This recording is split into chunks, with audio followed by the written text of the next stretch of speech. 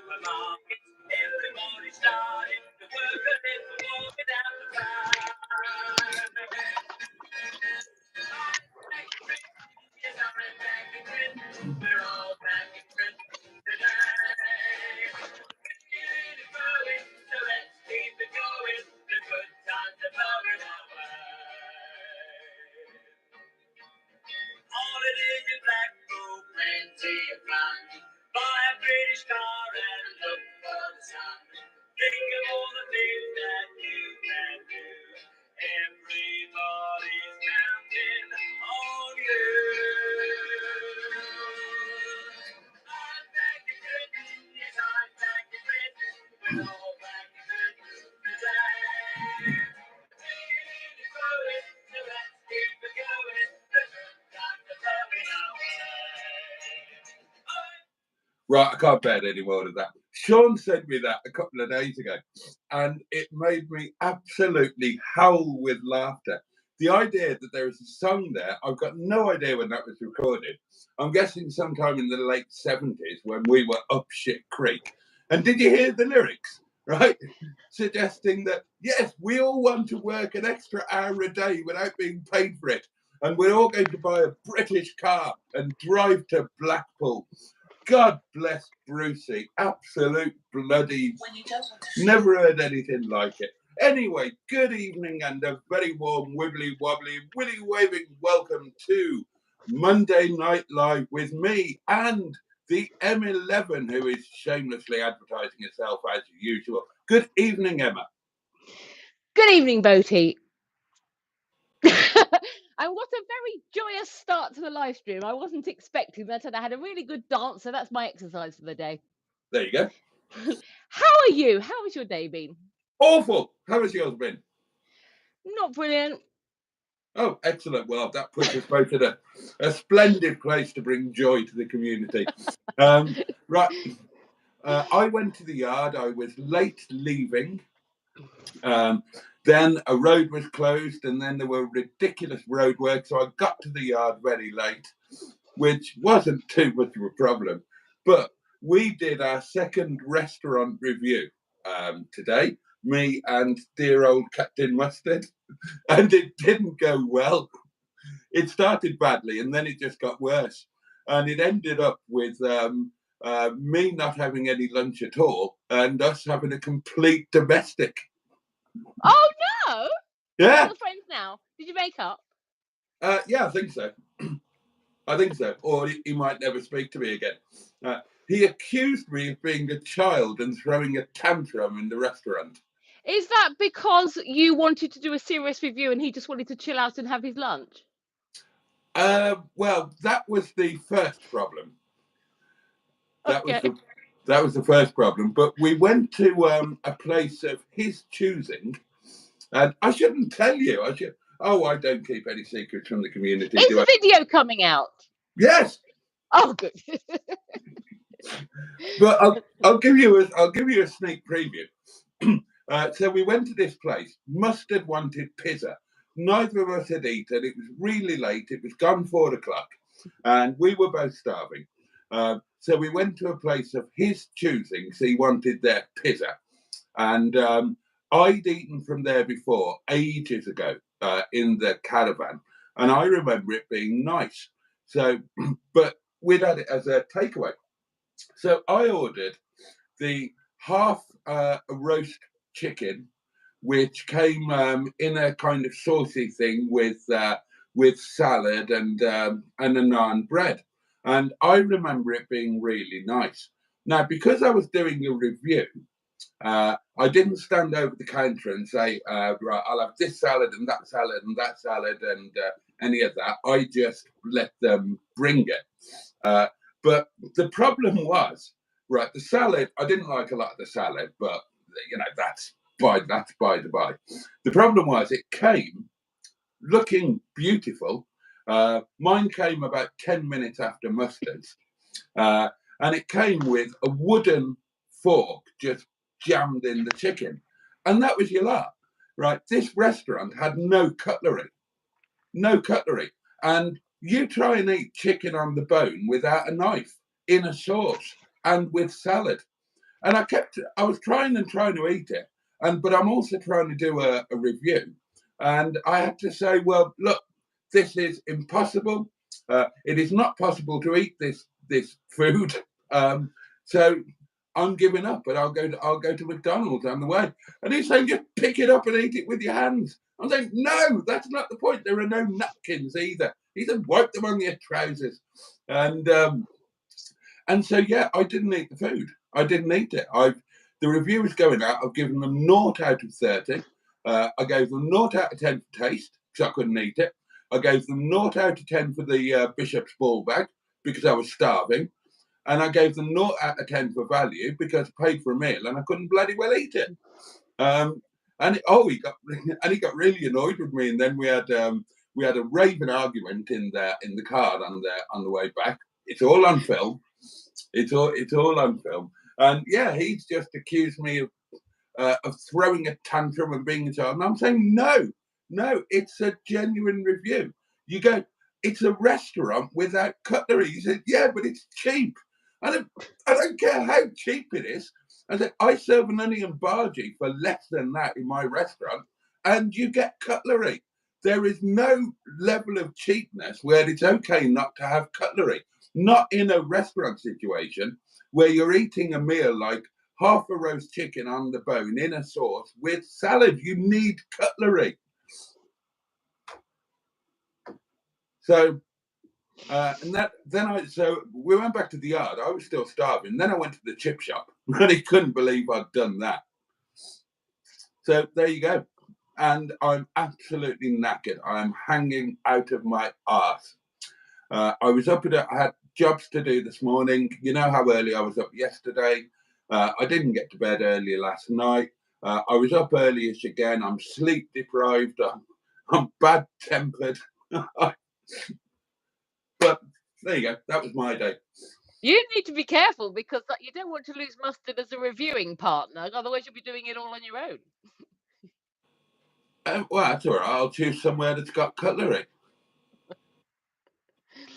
Yeah, I'm tired too. I've not been in a great mood today, and I've been very tired. And an hour ago, I was thinking I could just doze off now, but dedicated to you guys.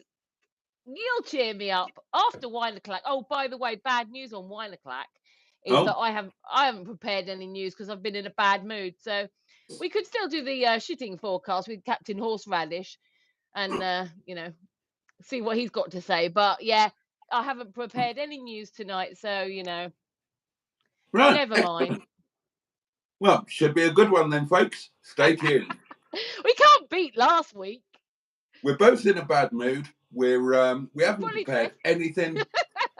This can only go well. And my jumper is a weird shape. What's wrong with it? This is my favourite, very expensive cashmere jumper, right? And the last time I wore it, I hand washed it, as you do with cashmere, and I hung it on a coat hanger. Oh, well, that's what's happened. Yeah, and it's been on that coat hanger for about, about 3 years. I think the last time I wore this jumper, was on a date with Bernard. I think it was on the last date. My last ever date. And so, yeah, I'm wearing a coat hanger. Have you been wearing that all day? Not all day. I changed into it when we were going. It does look very strange. Yeah. We're stripping off already, guys. That's better. Yeah. I got my Boat Drinks t-shirt on. Oh. My friend Trops found this in America and sent it to me. Well, we're very bright tonight. Normally we're in dark colours. I've got white on, you've got green on. Woohoo! We haven't prepared anything, but we're in bad moods, but at least we've got bright colours on. Well, and we're here. At least we're here. That's got to count for something. And there are 58 absolutely wonderful people watching us. With incredible disappointment, I imagine. I'm Good cold. evening, everybody watching. If there's any new people new to the channel, welcome. Please do stick around and subscribe. We're normally in a better mood than this. We're normally better planned than this. But, you know, anything could happen. Last week, we took our clothes off. Let's see what happens this week. Boaty's put his clothes back on by the look of it. And the week before, I proposed to somebody live on air. Was that the week before? Have you only been engaged for 2 weeks? I think is it 2 weeks? Probably, something like that. We're dressing like this today, are we? Okay.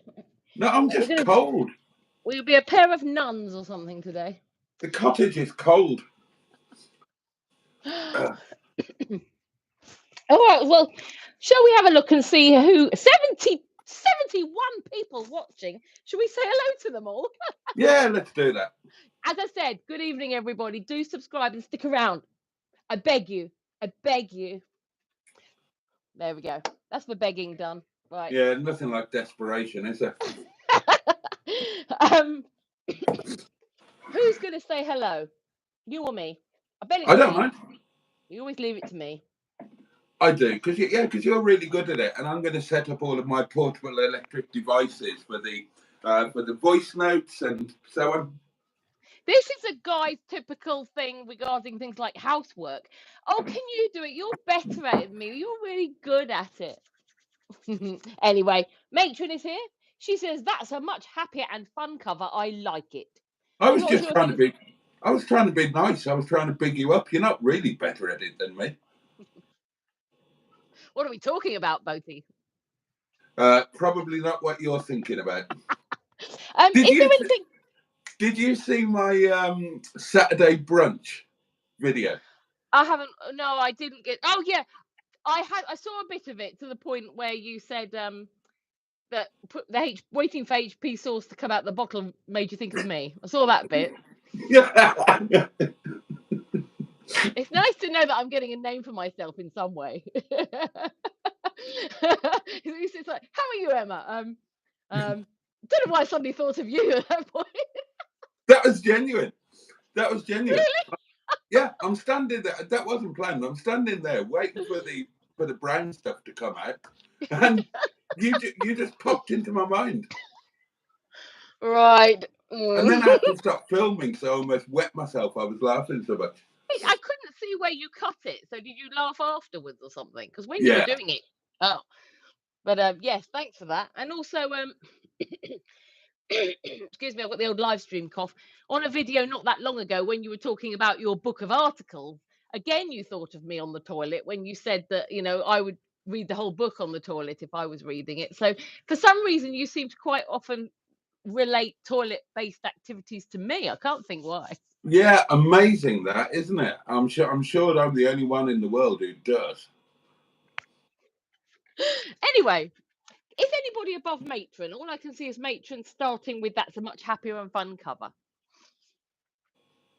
It is a happier and more fun cover. And there's no one above her, is there? Because I can't see anyone above her. No. Right, I can confirm that there is nobody above Matron right at this moment in time.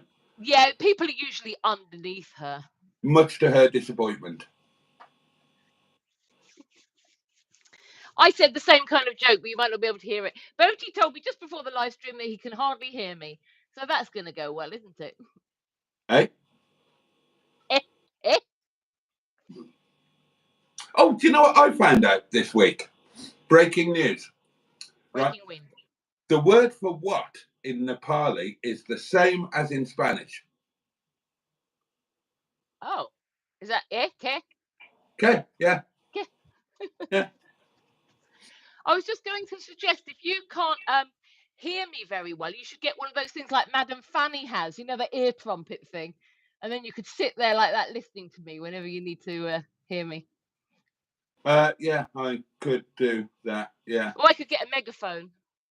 Yeah. I tell you what, menopause is seriously going on, right?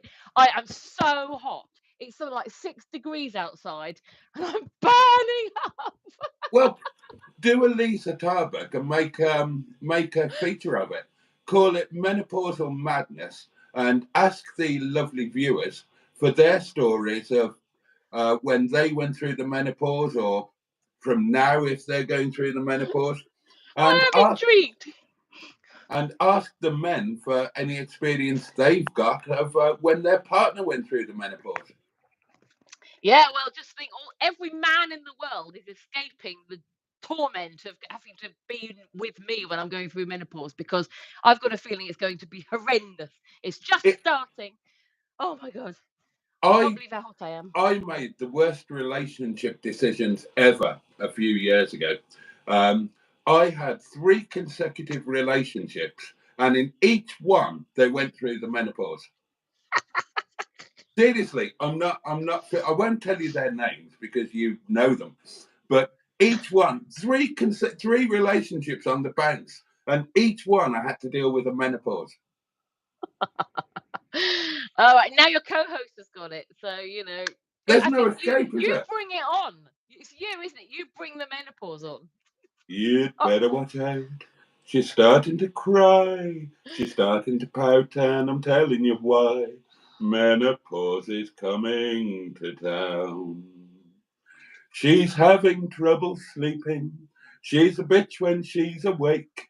So get yourself a mallet and a real sharp wooden stake. You'd better watch out. I'm telling you straight. For your sake, I hope it's just a period late. Menopause is coming to town. Are you sure it is the menopause, and it's not just that you make women grumpy? And it's really weird, I wasn't going through the menopause till I met you, and now I am. Look, I cannot be held to blame for the Firkins of your menstrual things. I think you are to blame, actually. I remember when I was a very naive 20-year-old, I went to a nightclub and I met this girl and I really liked her. Oh, I really did. And I asked her if I could take her home. And she said, well, you can, but I'm on my menstrual cycle. I said, oh, that's all right. I'll follow you on my Honda. Very funny. Thank you. Hill hairy ass. You are hill hairy ass tonight. Anyway, we better find out who's here, because we are 21 minutes into this live stream, and all we've done is said hello to Matron, and everyone else is probably wondering what we're doing. Is this a private conversation between Emma and Boaty, or are we going to get involved at some point? So I'm diving in. Peter P is here. Good evening to the very hot Emma Lumps and the Heifer Lump and all bogs. Amy says, hey to Tracy and Peter P and all who follow us into this live chat. What a wonderful community this is. I have liked and been subscribed for quite a while. Wonderful, Amy. It's lovely to have you here. And I love the way that you've become ingrained in the scrotum. Well done.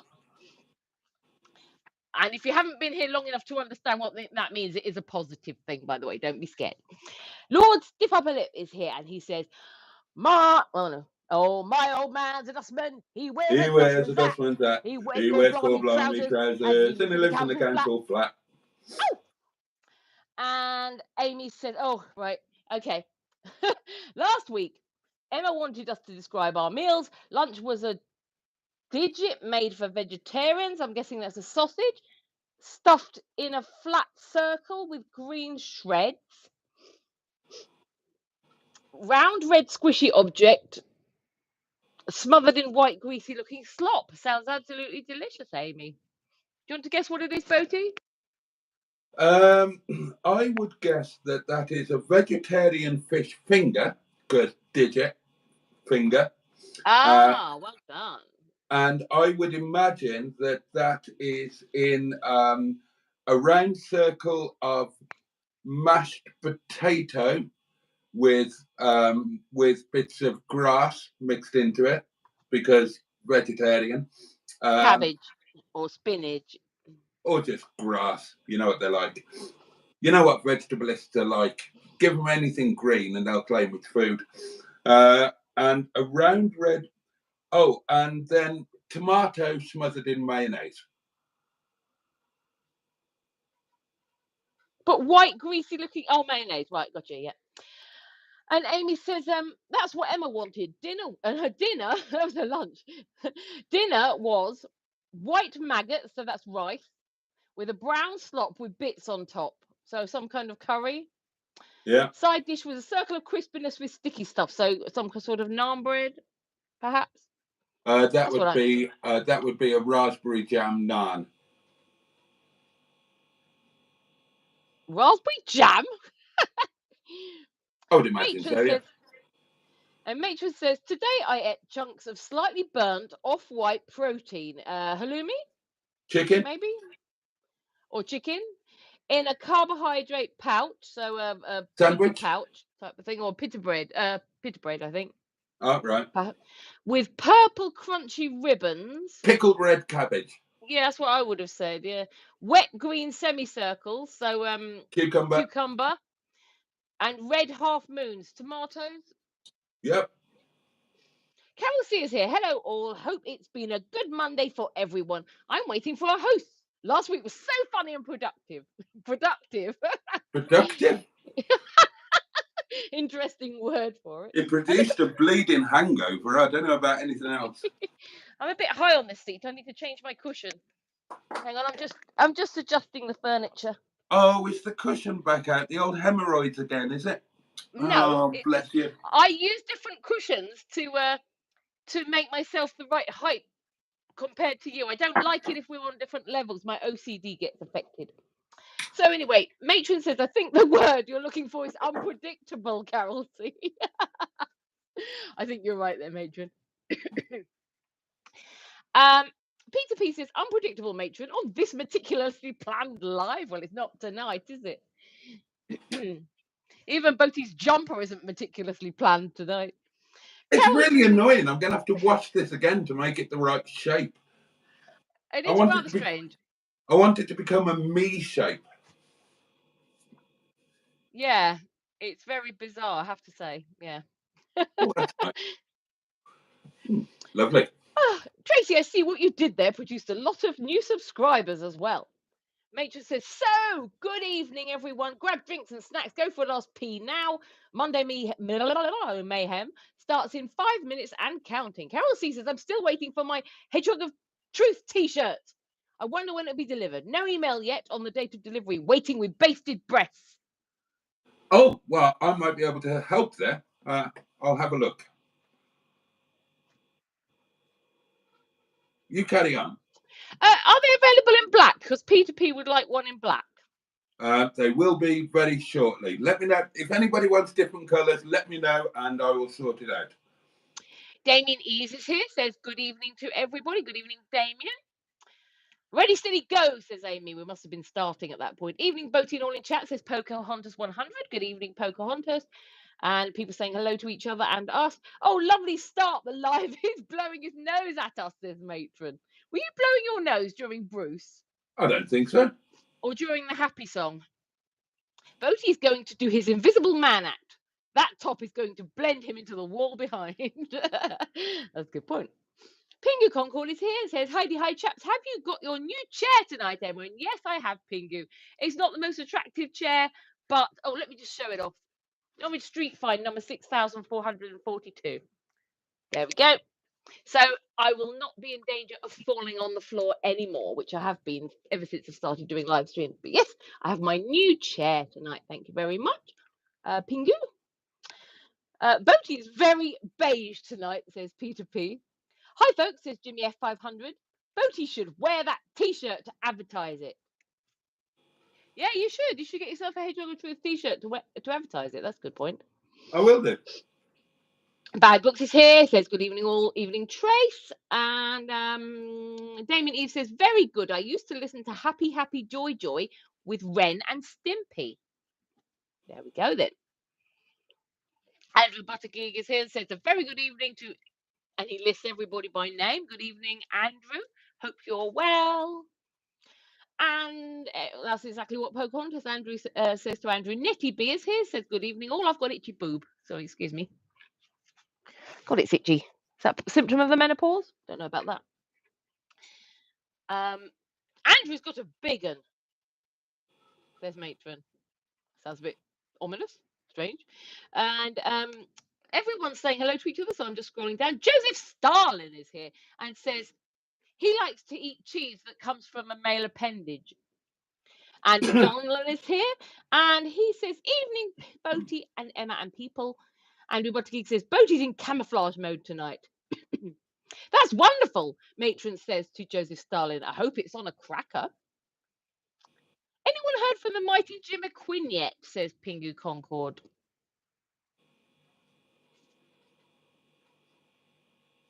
Silence is golden. Boaty, have we heard from Jimmy Quinn? No. No, we haven't. I'm trying to track the progress of this T-shirt. It is in progress. It has been processed. I can tell you that much, but I can't see any details as when it was dispatched or when it will be dispatched.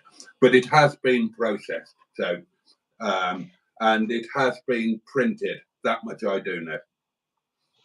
Andrew Buttigieg thinks that the cheese from the male appendage must taste nice. And Matron is saying that Jimmy Quinn isn't about at the moment. People are still saying hello to each other. Is there any copyright on Brucey? Says Jimmy F500. I believe not. I think Boaty's been asked that quite a few times. Carol C is waving. Can't remember if you said a good evening already, Carol, but I'm waving back at you. Emma's really getting into the groove, says Andrew Buttigieg. Very good evening, says Tracy P. Very sleepy, so may only stay for a while, but it's lovely to have you here anyway, Tracy, even if you're just popping in. Hope you're feeling better today, Emma, says Pingu. I know I'm not really, but hey, you lot will cheer me up. By the end of the live stream, I'll be wide awake, bouncing off the walls and unable to sleep, which is what usually happens. But hopefully I'll be fully dressed this time. Yeah, I'm not feeling great, but hey, you know. I'm back in Britain. Yes, I'm back in Britain. We're all back in Britain today. Oh, you stopped. I was dancing to it. I had no lunchy. Peanut bars are crunchy. There you go. I'm no longer in camouflage mode. Is that better? Like, oh yeah, this is like, how many times are you changing your clothes for that live stream? Today was a little bit like being at Gulliver's Kingdom with Little Lemon. You know, you didn't get to have any lunch then either. Oh, do you know what he said to me this evening? He said, I want to go on that ride again where there's a boat and it goes round on the water and then it goes up a big hill and splashes. I said I would yeah, I said I would tell Uncle Bunghole. Yeah, I'd like to go on that again too. It's closed now, is it? Till spring? Probably. Closes over the winter, does it? Yeah, it closes over the winter, I think. Let's have a look. Yes, exactly. Oh. No. Can I just say that in case Jimmy Quinn is watching this, the community are sending their love in the chat box. So yeah, love is coming your way, Jimmy Quinn, if you do happen to be watching this. Oh, they do an annual passport as well. Oh. But you get access to all 5 of them. Oh, right. So we could do a tour next year of all different ones. Yeah, and the other ones are all bigger, and there's bigger and more exciting wooden roller coasters and things. Oh, what's the price of the annual pass? Guess. All right. It's 16. No, it was 16, wasn't it, for that day? £72. A bit more than that. 99 quid. All right. But then, what about an annual pass for little ones? Would Little Lemon have to pay, you know, for the full price annual pass as well? Hang on, let's have a look.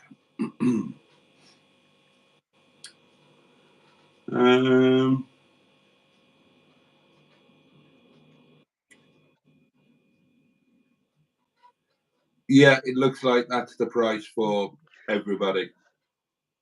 I wonder if I were to get Little Lemon a pass with the aim of trying to do all 5 next year, if I left that pass with you, then if you ever went with anybody else who had a child, then their child could get in for free. No, you have to give details, I think. Okay. It's like with the Heights of Abraham. When I went back on my own, and got my proper card. They take a picture of you and your Yeah. picture goes on the card and all of that. But you get unlimited entries to every theme park, free birthday party, 50% off Christmas tickets, special rates on Gulliver's Christmas tickets. So some of them are open in December then. Must be, I suppose. Must be. Hang on, let me have a look at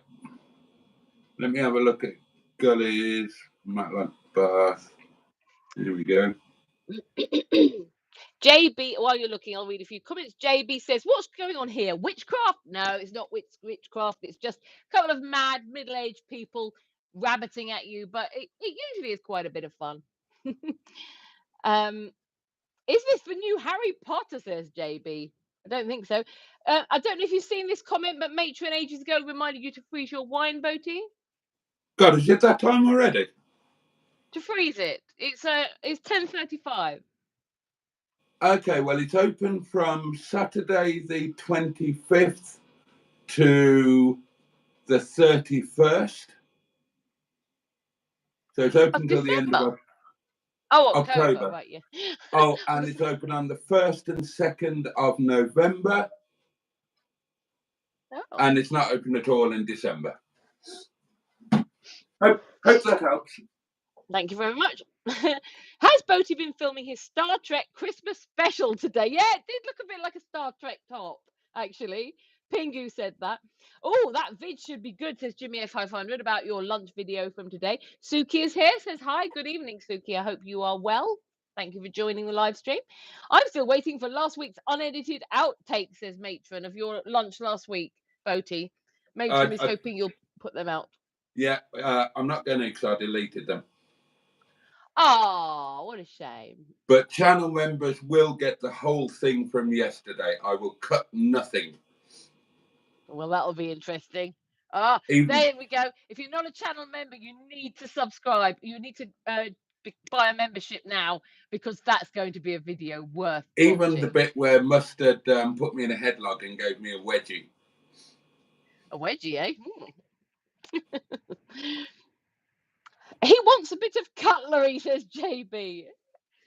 It's like you don't want to bring your own, because the whole point is to be honest, you should bring your own, because then at least you can rate it crap but still get to eat your lunch that you've paid for.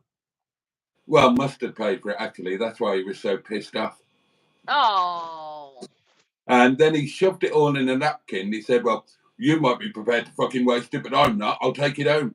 And then he forgot and left it in my car. I got a bit of chicken to put in your noodles later. It's bloody, seriously though, a restaurant with no cutlery. Is it an actual restaurant? It's like Istanbul. You can sit down, you can eat, they have plates, they have lavatories.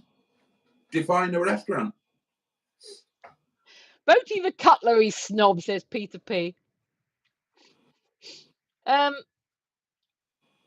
Amy says, is it correct that there is no copyright for people who have passed? No. Okay, there we go. Answers that question. JB says he was up all night bashing the bishop. The copyright is owned by the person who wrote the song, not the person who sings it. So the person singing it might have passed away, but the person who wrote it might not have, or might have bequeathed the copyright to one of their children. JB says you were up all night bashing the bishop. Diane Sturdy is here. Good evening, lovely people. Good evening, Diane. Nice to see you here. Crikey, Boaty's pretty wound up, says Andrew Butterkey. Not as wound up as he was last week, actually. So, well, I don't believe he is, but he might be. Matron's put out my link, and there it is there. I am Emma Lemon. I'm on YouTube. I have my own YouTube channel if you want to go and subscribe to that. Thank you very much, Matron, for putting the link as well. And nothing could match shit in me nighty. Just return that one, says Matron, in the absence of the wine o'clock news.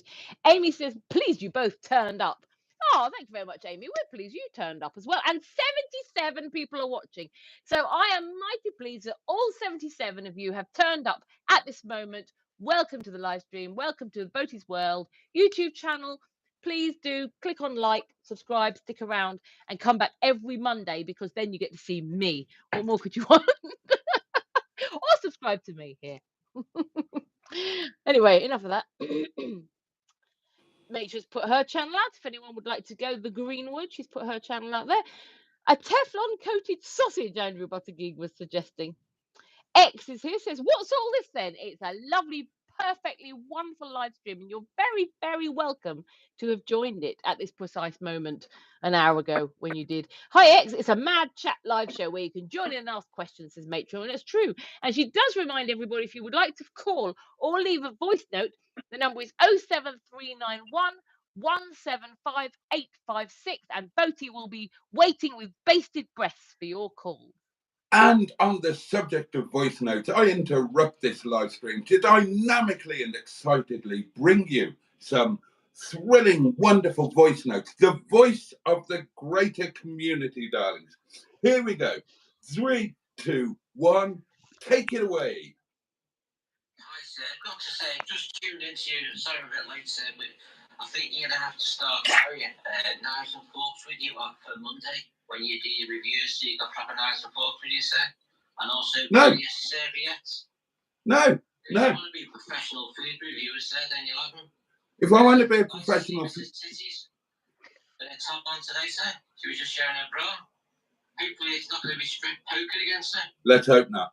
Anyway, I had lamb burger for my dinner this evening. With chips, I'm guessing chips. Wedges. Snack, I just had trying to think, sir. Oh, we had just a bacon butty, sir. No, there we are. Anyway, look forward to watching you, sir. Everybody, please watch Emma and Boaty this Monday Night Live. And please twat the like button. Thank you very much. Mr. Pally, Pulse Light, and the Whittle, over and out. The Leisure Peninsula. Right, no, I'll pick up on that. As a professional food reviewer, which I'm not, obviously, but of course I'm not going to take my own cutlery and my own napkins. That is not the point of a restaurant. Moroccan shawarma.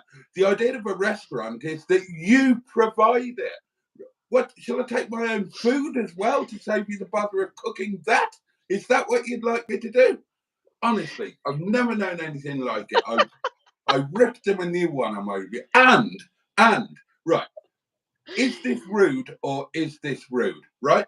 We're sitting there, we're filming. The camera is at this side of the table. That's a wall. Camera's here. We've got microphones on. We've told them that we're filming. We've told them that we're reviewing places on the Milkston Road, right? Now, on our table, there's a thing of chili sauce and a thing of probably garlic mayonnaise, something like that, right? And it's up here against the wall. We are in the middle of filming, eating. Well, I'm trying to eat with a stupid wooden fork thing that I can't. It's too blunt to grab any chicken or any salad. And oh God, having a nightmare, right? And a member of staff just comes in, doesn't say a word, shoves his armpit in my face, grabs the mayonnaise and fucks off without a single word. No excuse me, no nothing. Now that would be rude enough on a table where people are just eating, but to do it where we're filming, just bleh, not a word, no excuse me, do you mind?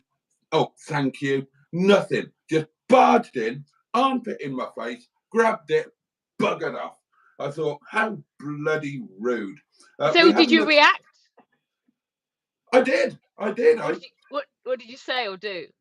Well, I turned to the camera and I said, well, you saw what just happened. That's the level of service you can expect here at this cutlery-free restaurant. I said, I imagine that what will happen next is they'll take the chairs and tables away, stand you against the wall, and the staff will line up and throw the food at you, and you have to try and catch it in your mouth. Right, we have another voice note for you, darlings. And this one is a calming voice from the valleys. There's lovely. Good evening, Brother Welsh Valleys. This is some information regarding copyright. Copyright protection lasts for the life of the creator plus 70 years after their death. Oh, thank you very much, Sean. There you go. You heard it here first. I thought he was going to come on and sing. He did a lovely video today, singing a lovely song. That's something I was intrigued about, actually, because I'd been thinking about potentially doing some kind of musicy singing thing, sort of thing, on videos. But can you sing any song, or how? For example, the song Sean sung on his. If you're watching, Sean, you might answer this, but the one he sung on his video today. How are you allowed to do that? Is that not a copyright thing? It can be a copyright thing. It depends on the song. If it's if the copyright owner has got is using the YouTube tracking thing, then it will be picked up as a cover version. So it won't be picked up as the original. It'll be picked up as a cover version of the original. And then depending on what the copyright owner has stipulated, usually they want to go 50-50. So you will be allowed to monetize it 50%. And they will get 50%. Okay, so you won't get in trouble by if I were to bring up a karaoke version on YouTube and sing to it on my video, for example.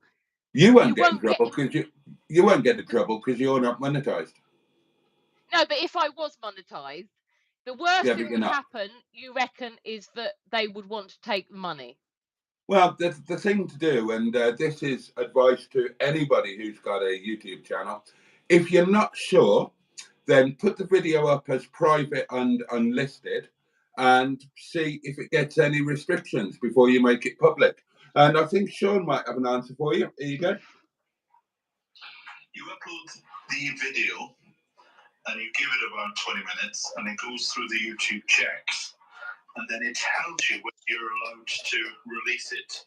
So the one that I did today was an original Eva Cassidy track. So it's already told me that I will only earn 50%. The other 50% will be sent to the record company. So it is possible. Just put it up there, leave it for 20 minutes and see what the review says. And then it will say, you can still release the video, but you can't earn from it. Or you can release the video and earn a percentage from it.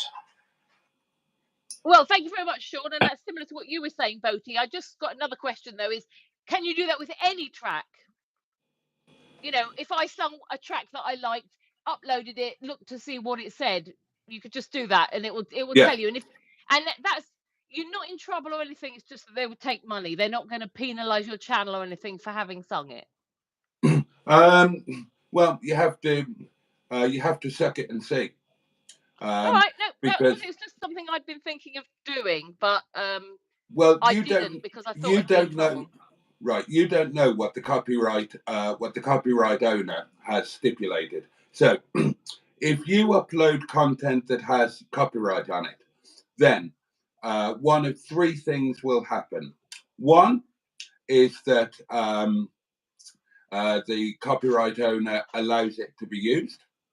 One is that the copyright owner allows it to be used, but they claim any income from it and all of the income. The other is that they agree a share. And the third option is they do not allow it to be used at all, and you get a copyright strike. Right, so just final question, and then I'll shut up about it. If you get 3 copyright strikes, you lose your channel. But if you haven't made it public, if it's private while it's doing the checks, and it comes up and says copyright, and you just delete it and don't release it, you don't get the strike, do you? It's only if you put it public. Right, Thank you. Right. I can start singing all over my channel now. Good. If good. anybody would like to subscribe.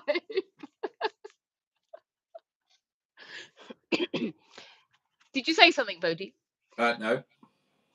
All right. So, I'm going to cough. I have actually had a cough this last week, so it's not just the live stream cough. It's been a bit annoying. Right, so let me scroll down a bit and see what else is going on. Redor Sconford. apologies if I don't. I'm not very good at pronunciation, so apologies. But says hello. So hello, Mr. or Miss Scunford. I hope you are well. And smash the like button, says Bad Books, and that's brilliant advice if anybody would like to do that. And Pingu says, nice to see you. To see you. Nice. Hello, Playmate, says Sean. What a surprise that Sean is watching. Who would have guessed? Cornholio, says Peter. Carol C says, I have a shit amateur YouTube channel. Oh, do you? So do we. So do we. Would you like subscribers, Carol C? Because Matron, if you want subscribers, put it in the chat box and Matron will put the link out for everybody to go and have a look at.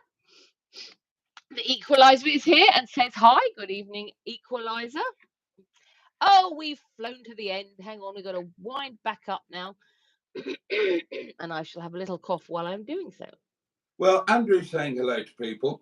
Peter P says Boaty is on 6.69. Talking about my subscribers, I'm on 6,690 something or other. So 6,700 is on the horizon. We might do that before the end of the live stream tonight. Hello. What's all this then? Blah, blah, blah, blah, blah, blah.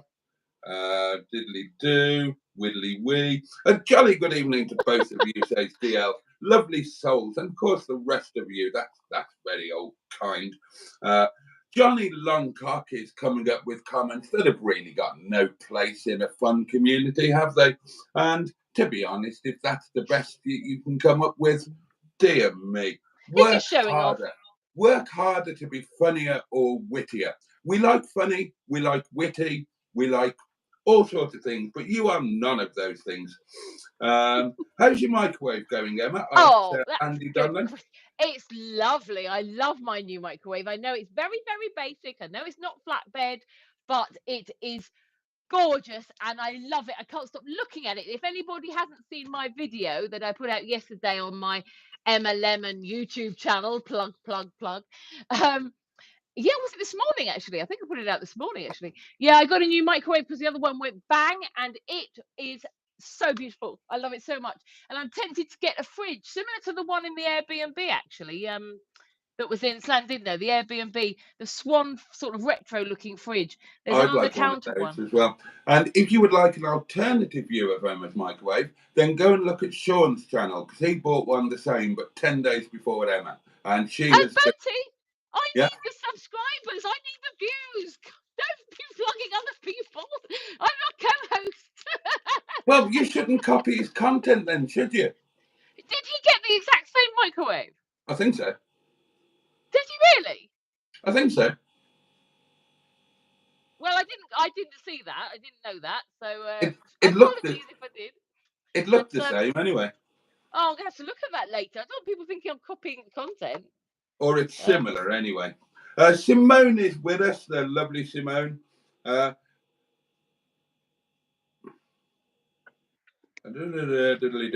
and there's some American. Oh, right, yeah. That is somebody who's just praising America for their support of Ukraine, who are, of course, undergoing a very unlawful Russian invasion. So, yeah, and it's not only America who supported Ukraine, many other countries in the West have and will continue to do so too. And I'm proud to say that the UK is amongst them. Chaz Brown says, if anyone has landed on this live stream by pure bad luck, please note we've locked the door to keep you in and keep the visitors' numbers up. If only we could. If only we could. Do a Carol Ann and get an ice vat, Emma, advises Peter P. You don't want to see me doing that, honestly. I got kidnapped here, says Jimmy F500, and nobody will pay the ransom. Chaz Brown says, I'll pay the 23p to get you out, sir. Are you sitting, asks Lord Stiff Upper Lip, on your new computer chair, Emma? I am indeed Lord Stiff Upper Lip, and I did show it earlier, but I will show it one more time. Ta-da! It's not new, obviously. I just found it when I walked down the street, which is what happens where I live. You know, it's fantastic. I just have to think I need this, and I walk out and there it is. It's incredible. And I'm not going burgling, honestly. It sounds a bit like, you know, I'm going out and pinching things that I need, and I'm genuinely not. It just seems to be massive coincidence. Whenever I need something, there it is in the street for the taking. So. Oh, we're getting onto... Matron is putting out some links to what we call community channels. In other words, they are channels run by members of the community, people who hang out here in the live stream. We share them, we call them community channels, we share them, and we ask that people consider supporting them. And the link to Simone's is there, the link to Ben's is there, and the link to Carol Ann's is there. So these are all favourite channels amongst the community, and the people running the channels are frequent visitors to the community, or possibly members of the inner scrotum, darlings. And they're lots of lovely people. They are lovely people. Carol C would like to point out that men can experience the hot flushes and weight gain whilst on hormone treatment for prostate cancer. So that's something for me to look forward to. Matron is pointing out that you too can leave a voice note, and the number is 07391 17 something something something something. 07391 175 856. Please give us a voice note or give Boaty a call. It would be fantastic. There you go. Hi from Ireland, says Jer, and a big hi to you. An hour and a half behind with the comments, says give me a 500 usually, yeah. Good evening, Boaty, Emma, and Matron, and good evening, chat, says Mark Passad. What is going on, says Tom Little. Life is going on, Tom, my dear chap. But that's enough about us. Tom, what's going on with you? Tell us, share. You're amongst friends here.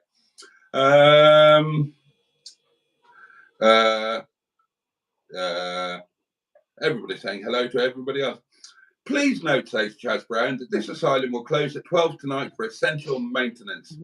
Menopause, says Andy Donlan, is catching. I've had it twice. OCD is a curse, Emma, says give me a 500.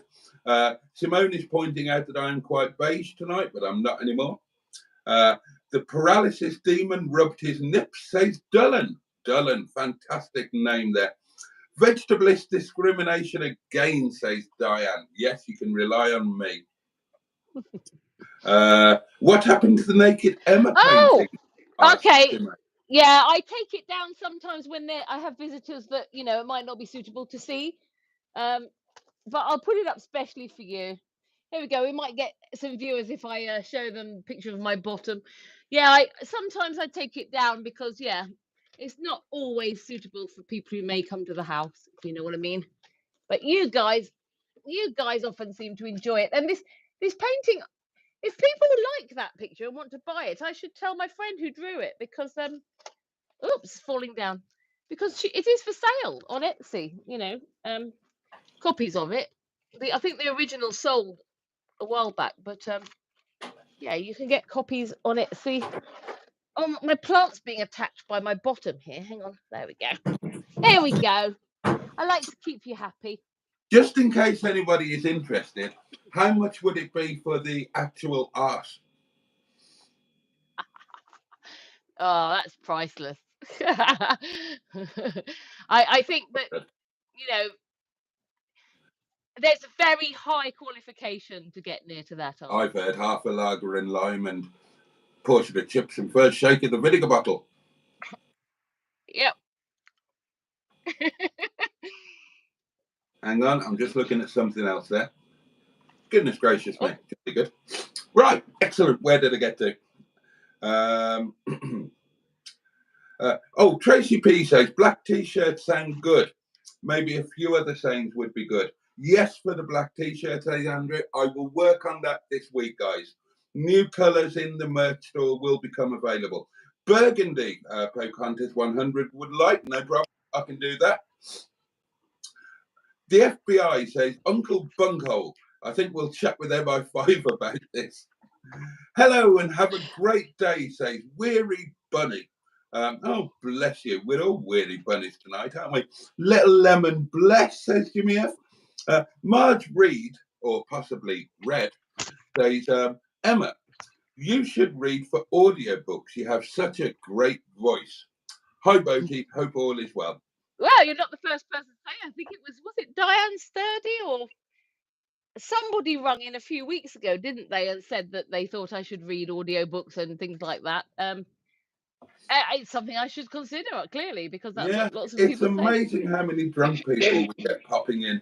Andrew Butty, the lovely Irish Spotty Butty, says that yesterday's live stream cheered me up, so I was in a good mood. About an hour later, my brother called me, and let's just say it went downhill from there. Oh dear. I'm sorry. Oh dear, you are going through it, aren't you? Willie C, is that a C? Well, it's a Willie something. Some form of Willie. Would like to know, are you guys in some type of satanic occult?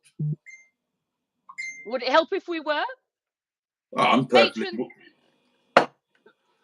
I've often been accused of being a massive cult. That well, I tell you what a cult. Are you up to speed with the comments? Would you mind taking over? Because I was going to say, I was just about to say that's the cult we're in at the moment, is the Wine-a-Clack cult. And I'm afraid, guys, there's no Wine-a-Clack news tonight, but I can still sing it. The Wine-a-Clack non-news, the Wine-a-Clack non-news. It's the Wine-a-Clack non-news. Shall we bring out Captain Horseradish? Why not? Oh, no. All right.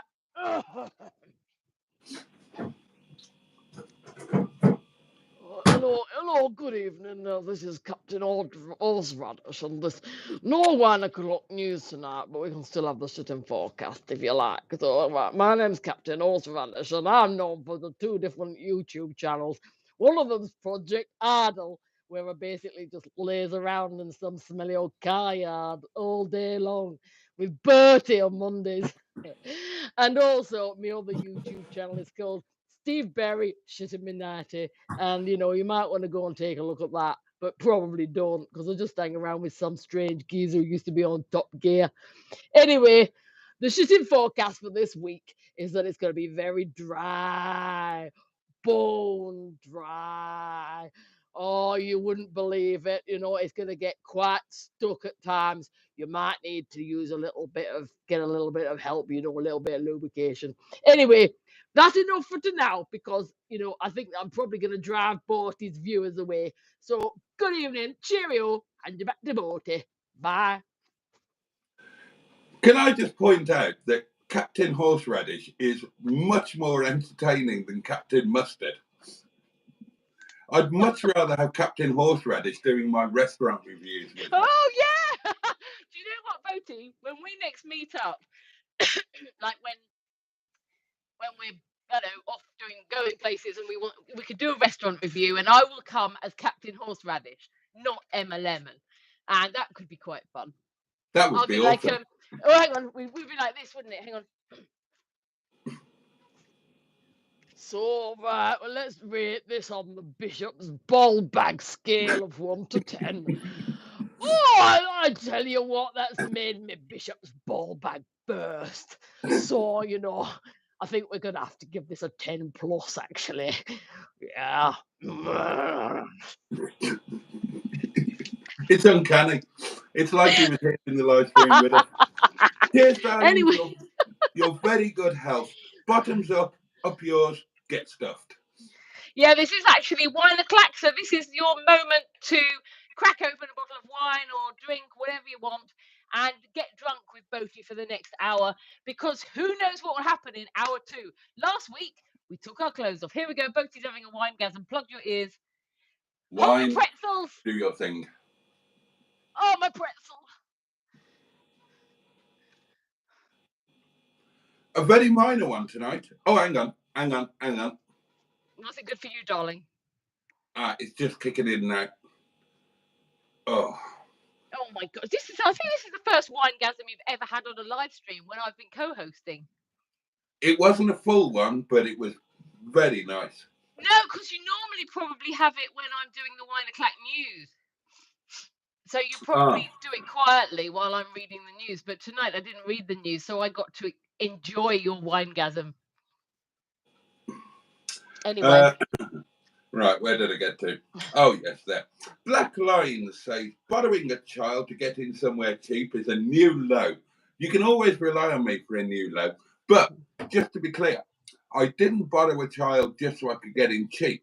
I borrowed a child so I could get in at all. Yeah. Because you were not allowed into gullies without a child. That's why I've not been there for, why I hadn't been there for however long it was, 4 years or something. But Emma very kindly lent herself and her child so I could go and enjoy a children's theme park, darlings. Me, a 43-year-old, 6'6" man, trampeding around a children's theme park, driving far too aggressively on the dodgems, throwing children out of my way so I didn't have to wait so long in the queue. Oh, it was And the song, wonderful. Take small children by the hand. The song's like, take small children by the hand. And unfortunately, Boaty might have got to enjoy the children's theme park, but he didn't get to enjoy the children's meal that he ordered. Well, he enjoyed the gravy. Yeah, that's it. That was my lunch, a pot of gravy. Mind you, Little Lemon would probably have been a very good food reviewer had you asked him. If you'd said to Little Lemon, what would you rate that on the Bishop's ball bag scale? I'm sure he would have obliged. Look, even I've got limits. I'm not going to mention a Bishop's ball bag to a 4-year-old child, am I? Come on. You mentioned bungholes. He doesn't know what a bunghole is. No, but he's been asking ever since. Mum, what's a bunghole? And you can tell him, oh, I'm getting a secondary right in the God. You're having multiple winegasms tonight or something. I am. That was a secondary right at the pit of the bread basket. It's still going. This is a bloody good wine. You take over. I'm going to enjoy this. I think I'm going to need to. Boaty, hope you didn't take it the wrong way regarding your lovely cashmere top, says Andrew Buttigieg. Put your money in the box, young man, and give it a shake. Sean's asking you to pound his box. Oh, right. I mean, if Sean wants you to pound his box, I think you should oblige. Good shout, Sean, says Matron. It would be rude not to. There is a round pound. Look, it's a real one. I would bite on it, but my last tooth would fall out. While you're doing that, I shall read Marge Reed's comment. She says, can anyone tell me where they read their comments from? I read mine from a PC screen, and Boaty reads his from an iPad he has on the desk in front of him. I really should get one, because then I wouldn't have to keep looking to the side. But, I'm old-fashioned. I've got a crumbly computer. They are all the way up the comments. 30 minutes behind, complains Matron. Oh, sorry, Matron. You tell him, Sean, says Peter P. I'm now redundant from my only job on the live stream, says Andrew Buttigieg. Well, we need to get Andrew a new role on these live streams because someone's taking his box pounding duties away from him. Right. Can I just point out that as we are now after wine o'clock, the sun is over the yard arm. Hedgehog of Truth questions have been opened. Now, this here is the Hedgehog of Truth. It has special powers. If you hold either physically or vicariously the Hedgehog of Truth, you become incapable of telling a lie. So, any of you lovely people can ask a question of either myself or the M11. Just hashtag HOT or write HOT or something, and we will then be duty bound to give you an honest, complete, full answer. We will have no choice. The Hedgehog of Truth will compel us to do it. So get those questions in.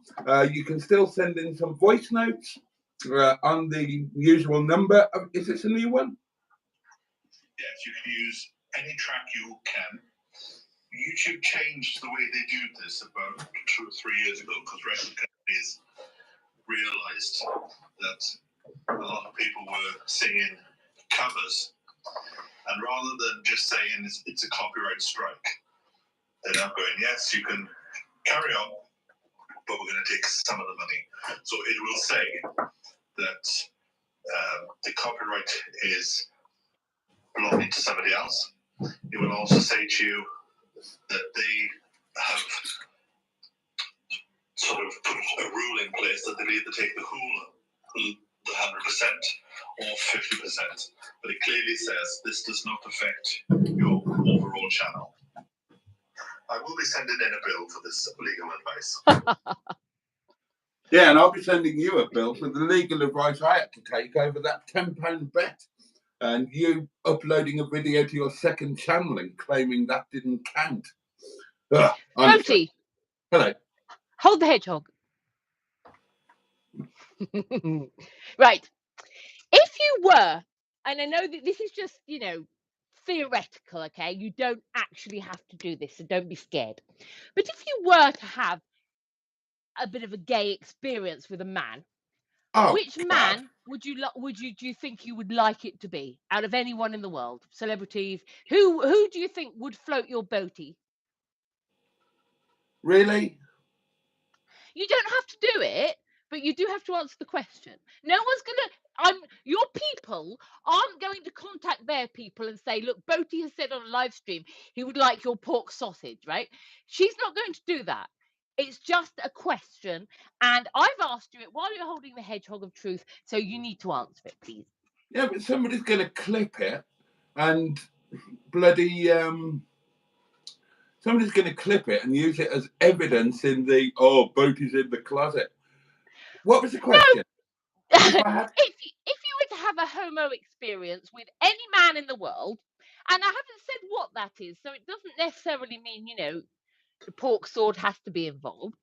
Which guy would it be? Jeremy Clarkson. I know you've got a bit of a thing for him. I know you like Charles Brandreth. So who is it that you would go for, do you think? There must be, like, as a woman, I could see some women and think, yeah, I think that would be someone I would go for if I was that way inclined, but I'm absolutely not. But there's some women I think, yeah, I can see that, I get that. So we're not, no one's going to clip it, right? Clipping is banned. It's illegal to clip what Boaty says. And if you clip it, you will get a matron after you with the spanking spatula, okay? So you're not allowed to clip. But Boaty, come on, answer the question. I'm trying to think. Well, I suppose it would be somebody that I would enjoy hanging out with. So that, apart from the less pleasant bits, I'd get to hang out with them. So it'd be somebody that I'd like to meet.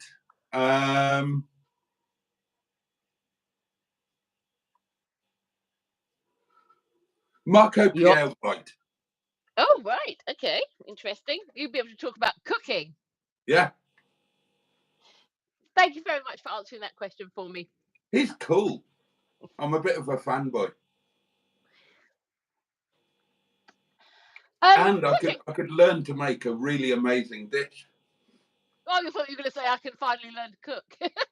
Well, that too. Project Nigel is here. He says, "Hello, ladies and gentlemen. Hello, Boaty." Oh, Sean was deputising tonight, Andrew Buttigieg, says matron. Excuse me. Diane Sturdy says, "Andrew, ask for redundancy pay."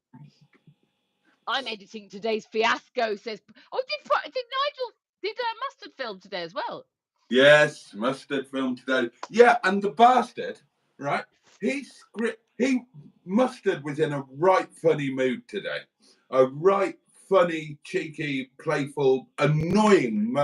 All he's done all day is try to piss me off, right? And whenever I've got my camera running, he's just purposely buggering the video up. So though, do you know what? I do think that the humorous things are very good and very funny, and you shouldn't stop making humorous videos. So maybe you could do the serious reviews, and then you could also, with Mustard, sometimes do the humorous things, because we haven't got the caravan lunches anymore, which were funny. So you need to replace that somehow, I think. Oh yeah, it'll be. So every time I've got the camera running and I'm trying to do something, he's just being really unhelpful. So how are you finding your pizza? Yeah, it's nice. But then when he turned his camera on, He turns into Giles Brandreth, doesn't he? And it's all, oh, blah, blah, blah, blah, blah, blah, blah. So yeah, he's got a video coming out, and he will do a very unfortunate edit on it. And he reckons that when I put my video out, or he puts his video out, or whatever, he reckons that the entire internet is going to think that I'm a gigantic cockwomble. Has he got a lot of you nagging him in it, telling him to shut up? I don't know what it is. Oh, come on, this is mustard. God knows what's going to end up in his video. Right, I have to say something, Boaty. You seem to be, in my opinion, conflicted between whether you want to be seen as a very serious person or a complete raving lunatic. And you seem to have this split personality when you're trying to film something, because it's like sometimes you'll launch into it in a serious way and then it goes crackers, or you'll launch into it being completely crackers and then later on try and turn it serious. It's like, I think that sometimes you need to try and zone in and think, right, what is it I want for this, and stick to the brief that you've given yourself. I don't know, I'm just me. Look, you know me, right? You know me in real life. Is that not what I'm like in real life? Do I not go from idiotic to serious to idiotic to? And it's confusing in real life because Is it? Not too confusing, but you will suddenly switch into being bonkers, and then you can't get a straight answer out of you for half an hour.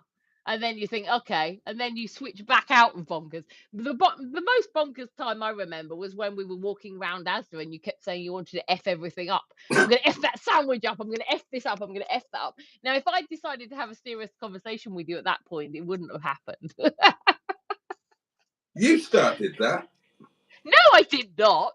You did. You started that at the Summit Complex. Summit Complex. I've got proof on video on my YouTube channel that you started it. No, you started it on top of the Great Orme at the Summit Complex. No, because I've got it on video where you started it.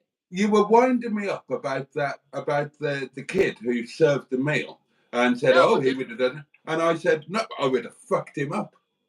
No, you made me. No, I did. Because, no, I've got it on video. You were buying the magnets and you were telling your audience about buying the magnets. And I said he wanted to give you a spanking. And then you said, no, I would have effed him up. Well, there you are. It was you. It was you who started it. Talking about I never said effing anybody up. Okay. Right. I've got the evidence on my landed no video. Hold the hedgehog. Right. So you're holding the hedgehog, right? Yeah. Same question back at you. If you had to have some hot lesbotic action with somebody, who would you choose? And can I watch? You probably wouldn't like who I chose because their knockers would be too big for your liking. There'd be knockers all over the place. You wouldn't be able to cope with it. Oh, go on. Who is it then?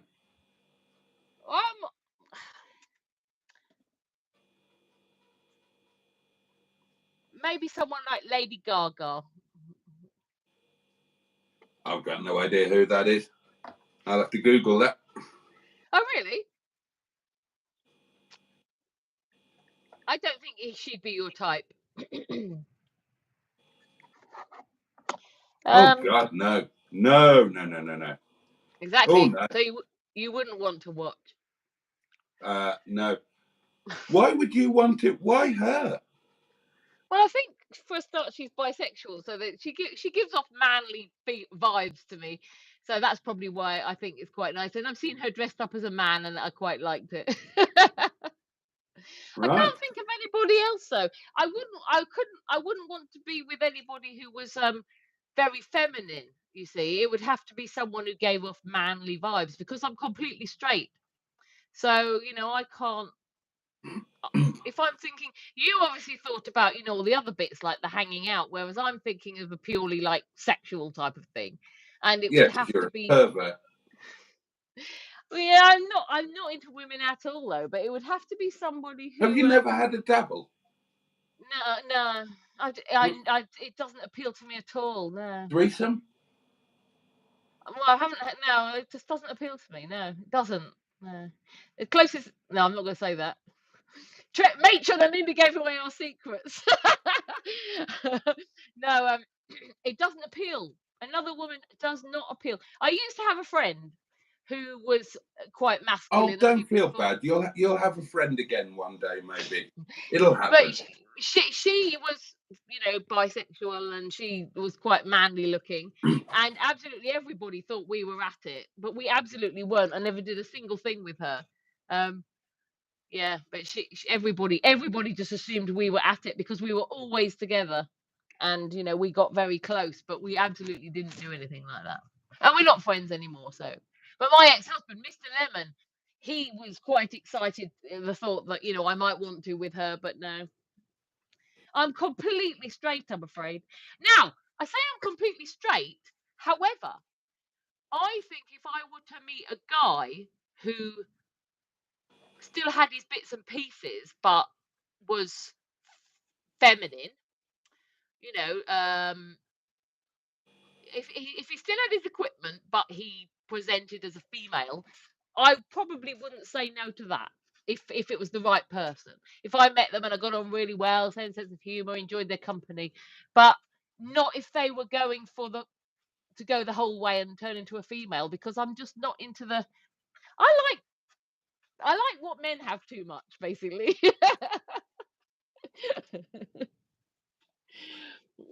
Stop being so quiet, Boaty. Well, what about a woman with a strap on? No, because it's no. I don't know. It's just women's bits don't appeal to me at all. Well, and if it's a woman, they're still women. They're still. So that makes you a bit of a hypocrite, doesn't it? No, not really. Yeah, well, you expect people to get excited about your bits, but I don't expect them to. They just do. I don't expect them to at all. But you're there on record as saying that those bits do nothing. So I don't expect. I tell you what. When I was a teenager, when I was between the age of like 12 and 15, I desperately wanted to be a man. I really wanted. I would dress like one. I was teased about the fact I dressed like one. But then when I started discovering the opposite sex, I thought, actually, I quite like being a woman. But I used to really want to be a man when I was a teenager. And that brings me on to, the subject of like today, teens are allowed to make those sort of choices quite quickly. And because of the fact that I desperately wanted to be a man at that age, and then I changed my mind, I think people need to go into that sort of thing as a teenager quite carefully and not be rushing it, because I'm so glad that I remained a woman, because I like being a woman now. So if you now became a man, then would you be homosexual? That's an interesting question, because I wouldn't want to purely Marmite mode. I wouldn't purely want things to be in the Marmite motorway, but I wouldn't purely want to have to go for the Marmite motorway. I'm basically not going to become a man. There we go. There's the answer to that one. I'm not going to become a man. If I were to become a man, I would be missing some of the things that I enjoy now, basically. But you would be able to reverse park. That would be a plus. And load a dishwasher properly. Yes, well, I can't park anyway now because I don't drive and I don't have a dishwasher, so Anyway, enough about this frivolity. Let's get back to see what people are saying. So Project Nigel is So just to be clear, you wouldn't do Kylie? No. Really? Oh, she'd be gutted. Why? Well, imagine if imagine if Kylie was really obsessed over you. Oh, right. She's sitting at home. Oh, there's a woman on YouTube called Emma Lemon. And I'm really obsessed over her. I wanted to come around and do things to me. Yeah. What about if she offered to really plug your channel during the I wonder shenanigans. what you were going to say. Will you plug your what? Oh, well, maybe we could have compromise. You know, anyone who wants to plug my channel, we can, you know, have a quick chat about it. No, I'll tell Hub that. I don't think his missus would be very happy about that. No, she might be. You never know. No, I said we could chat about it. That's all. Anyway, have you any more questions, or shall I go back to? Yeah, one more. If you had to have a threesome with any husband and wife or any YouTube couple, which would you go for? God. Now, this isn't very nice for them to hear, is it? If I pick anybody, they're going to be thinking, well, that's not. I don't know many YouTube couples. Well, that'll narrow your choice down. It'll make it easier for you. It would be, you would get together with Alanis Morissette, and then I'd pick the pair of you.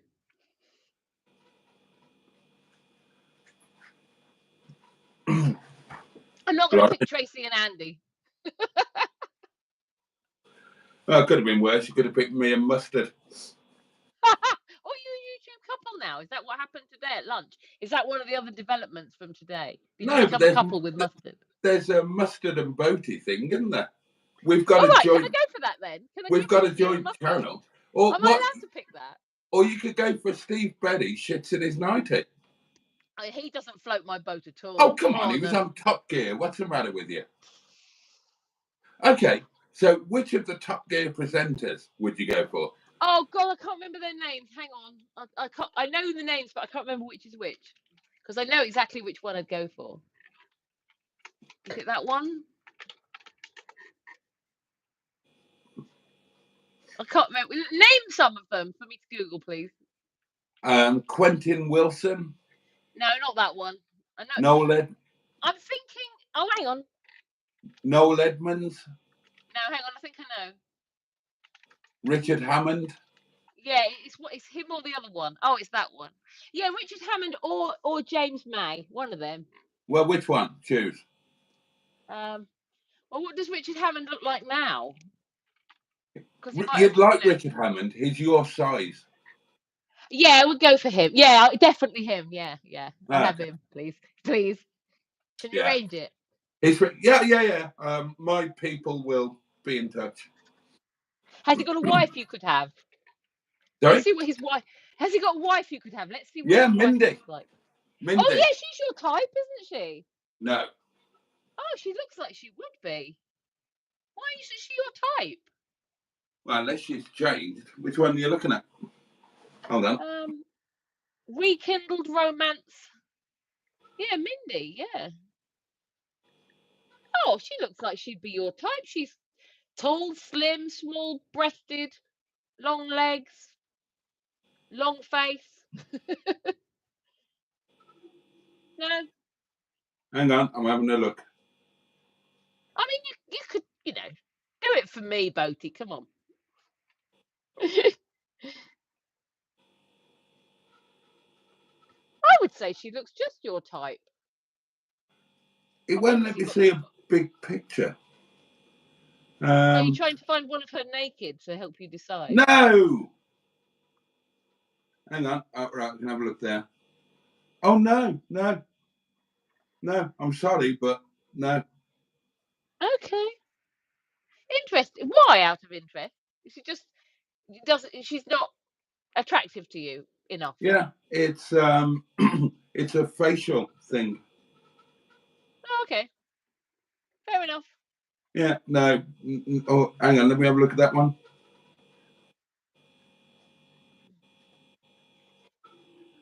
Okay, then, which Top Gear celebrity's wife do you fancy? And I'll see if I fancy the husband. Yeah, well, obviously, Lisa. I know Lisa, but I couldn't go for Jeremy Clarkson. Oh my God, no. When he was younger, maybe, but not now. The point is that nobody can go for Jeremy Clarkson.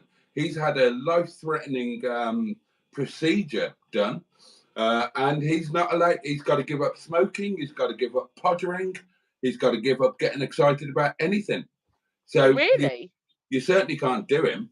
But I I would like to put it on record that I would be willing to stand in for spousal pottering duties with Lisa Hogan. Well, yeah, she's going to be like looking for someone. Shall I get Matron onto it? Yeah, get Matron onto it. I'd love to Because have it. you've Tell got her an I'll- air of Clarkson, haven't you? If you put your shirt on that's a bit like him, and we might need to grow a few chins. Yeah, we're the same height. We have You smoke the same cigarette. Yes, yeah. You say that every time. Well, it's true. Yeah, get Matron onto it. We've driven the same car. Well, there we go. I bought his old car, so there you go. Any more questions on that? And tell it. Make sure that she knows that I'll do my best efforts. Oh, what, the side shuffle and ram? Side shuffle and ram. Oh yeah, that'll be in there. And then fall on the floor. Hopefully I don't not. think that's going to tempt her too much. Yeah, well, it's not going to be in a bloody Travelodge, is it? It was the Travelodge's fault I fell off. Well, it might be all you can afford. It's not all she can afford. If I can't come on the next meetup, should we get her to stand in for me? Oh, that would be good. You're supposed to say, "Oh no, Emma, I'd much rather you came on the meeting." Oh, oh, right. Okay, you prefer tact over honesty. Not a problem. I can do that. Oh no, it wouldn't be the same. I'd much rather you were there. We have such a great time when we're together. Yes, that's better. Right, can we go back to the comments, because we're probably about 6 million years behind. Yeah, good idea. Right, where were we? Marge Reed says, "I'm in Florida feeling goofy." Sounds a bit dodgy. Oh. Is Goofy enjoying it? Max feels about that. Major says, "I'm looking forward to this mustard. I want the unedited version from last week, but Boaty deleted it." Yeah, you should be listening to management, Boaty, before you start deleting things. Yeah, well, I won't do it again. Don't forget to fondle the like button, says Simone. Have you calmed down yet, Mustard, says Jimmy at 500. Hello, Mustard Berry Captain Darling, says Andrew. Mr. Parry, says Jimmy at 500. That's how far we're behind. From the effing Leisure Peninsula, says Peter P. Marta says, "I'm from Atlanta, GA. Good evening, Marta, if you're still here. It was lovely to have you if you were, and it's still lovely to have you if you are." Boaty excelled himself today, says Project Nigel. Oh, we're looking forward to this then. Hey, the Greenwood, says Marta. Ketchup, says Jimmy at 500. People are saying hi to Marta, which is lovely. She's saying hi back. Spilling the beans again, says Jimmy at 500. I can't eat off wood or bamboo cutlery, says Matron. Absolutely sets my teeth on edge. It makes me feel sick. Do you know what, Matron? You just saying that has made my teeth go funny as well. Boaty doesn't deserve any likes after today's performance. Oh, Boaty doesn't deserve any likes after today's performance. I was not out of order in any way, shape, or form. It's Mustard's fault for taking me to an ill-prepared establishment. And Peter P says, "It was the worst honeymoon I've ever been on." God, my boob's itching again. Excuse me. Be prepared when you review McDonald's. And Boaty wants cutlery for his burger, says Peter P. I'm looking forward to McDonald's. I'd have taken McDonald's over today. Good evening, guys, says Chris Bowen. Good evening. Copywriting is like algebra, utterly confusing, says Jimmy F 500. Welcome to all the new viewers, says Matron, and yes, welcome indeed. Chaz Brown says, "Flipping heck, thought I saw over 70 in the room. Must be a mirage, not the Mitsubishi type." Yes, I have seen it's gone up to over 80 viewers at one point. So thank you everybody for dropping. Did we? Yes, about 83 it was at one point. So bloody hell, that's a new record, isn't it? Well, I have a feeling tonight will be good, Boaty. I got a feeling. I'm keeping an eye on it. I know exactly what it's doing. Oh, I've got it. I've got it just here. Yeah. Is it positive news, Boaty? About the same as last week. Right. Well, let's see if we can beat that. And we haven't even taken our clothes off this week, and we're doing quite well, so that's good. Exactly. Boaty, why don't you tell us how you really feel? Says Diane. Pocahontas 100 said, "Hit the like, everyone. Let's help the channel." Indeed. Sam L says hi from New Zealand. Good evening, Sam. He's properly he's properly milking this now, says Project Nigel. Sam says thanks for the hellos. Moo, says Jimmy 500. Hi Sam from across the ditch, says Andrew Buttergig. Good day, says Sam L. Emma's on my right, says Pocahontas 100. Am I? Emma, the lady on the right, please sub to her channel, and that's me if anybody wants to subscribe to me who hasn't. Andy Donlan says Emma is the one in the middle. I love that comment. Well done.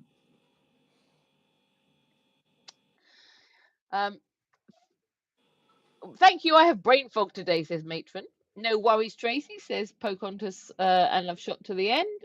I hate the way it always shoots to the end. It annoys me immensely. Oh, here we go. Oh, I've just seen the Hedgehog of Truth gets around, says Jimmy F500. 86 in chat, highest ever, Matron said. So we had 86 at one point. Yeah, anyone wanting a shout out, please let me know, says Matron. It's a miracle, Matron, says Chaz Brown. 89, says Matron. We had 89 at one point. Down to 47 now. Oh, I want to get 100. How do we get 100? We have to keep doing this every week until we get 100. That's what it is. Yeah. Hello to anyone who's just walked in. I can see somebody called Jordan has walked in. Good evening, Jordan. I didn't want you to feel unwanted. Special treatment for you, Jordan. I love my microwave, says Andrew Butterkey. Get a Smeg fridge, says Sean. I can't afford a Smeg fridge, Sean. I would love one of those. Oh, be careful. Sean will be sending you one next. If you knock on the door, there'll be a massive fridge freezer standing outside. And yours is very squeaky, actually. I love the one we had at that Airbnb in Llandudno. That would look lovely in here.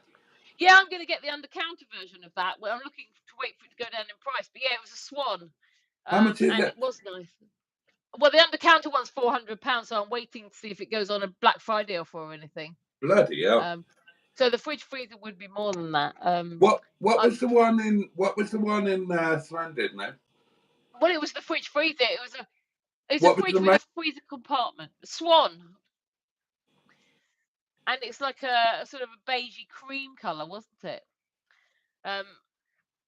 But you were a bit upset with that fridge, weren't you? Because you couldn't get it to be cold. But I think you resolved that in the end, didn't you? Excuse me. Oh, yeah, it's really nice. Yeah, I'm just looking on eBay. Oh, and they come in a range of colours as well. Yeah. So I'm hoping it goes down in price and I can get the under-counter one. I've got nowhere to put a fridge freezer, but I really fancy that instead of that horrendous black thing that I got, for free. That's got scratches all over the door. I just found, my curry fridge freezer. The wine fridge freezer. The wine one, right? Yeah. My wine fridge and my curry freezer. The under-counter one that's just there. Yeah. I've just found a beautiful retro one of those. That would look awesome. Who's it made by? Who's it made by? I've just lost it now. Because I might have seen it because I was looking at them. Hold on, I'm just bloody. Maybe. Is it DeLonghi? Ah, here it is. With H. No, it's Montpellier. Yeah, I saw them. Yeah. It's cool, isn't it? Yeah, there's some love. I like the retro fridge. I'm definitely going to get one of them. I'm keeping an eye on them to see when they go down in price. I like anything like that. Oh, I'm going to stalk Facebook Marketplace now because my fridges and freezers, they're not cottage, are they? They kind of stand out like a horse draws in chapel. Yeah, that's it. Well, I've decided if I can afford it, when I need to get things like a new microwave, I'm going to get the things I want as opposed to, in the past, I've thought I'll just get a cheap one. It'll do. It's like, no, I want, I feel really happy when I've got nice things in my home. So I'm going to get that nice fridge I'm keeping an eye on it. Hopefully it go down in price or I'll see a second-hand one. The numbers are up and down like a Liverpudlian's drawers. I'm not sure if you read that because you just said something about drawers. Did you read that comment? I read it, but I didn't read it out loud. No, you just said something about drawers. I thought maybe you'd read it. Oh, yes, I do, Emma, says Peter P. Marta says, I'm going to field trip on Friday on Marta on October the 25th. Well, I hope you enjoy that, Marta. Where is Marta, I wonder? We can Google it. Oh, I'll do that. Oh, Hokey Cokey Boaty. Greetings from Inverness Honourable, says Alan Simpson.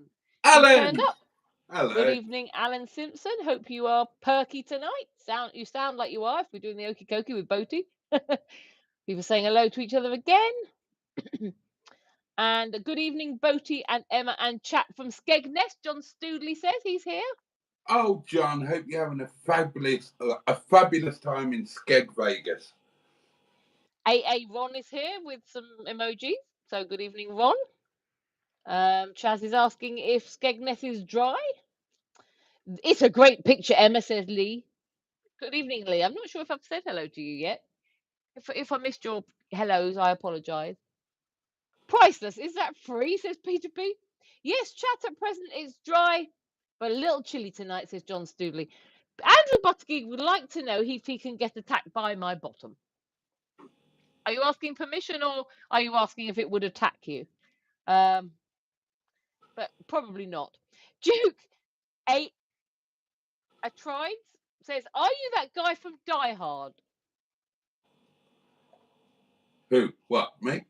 Yeah, are you the guy from Die Hard? No, I'm in better health.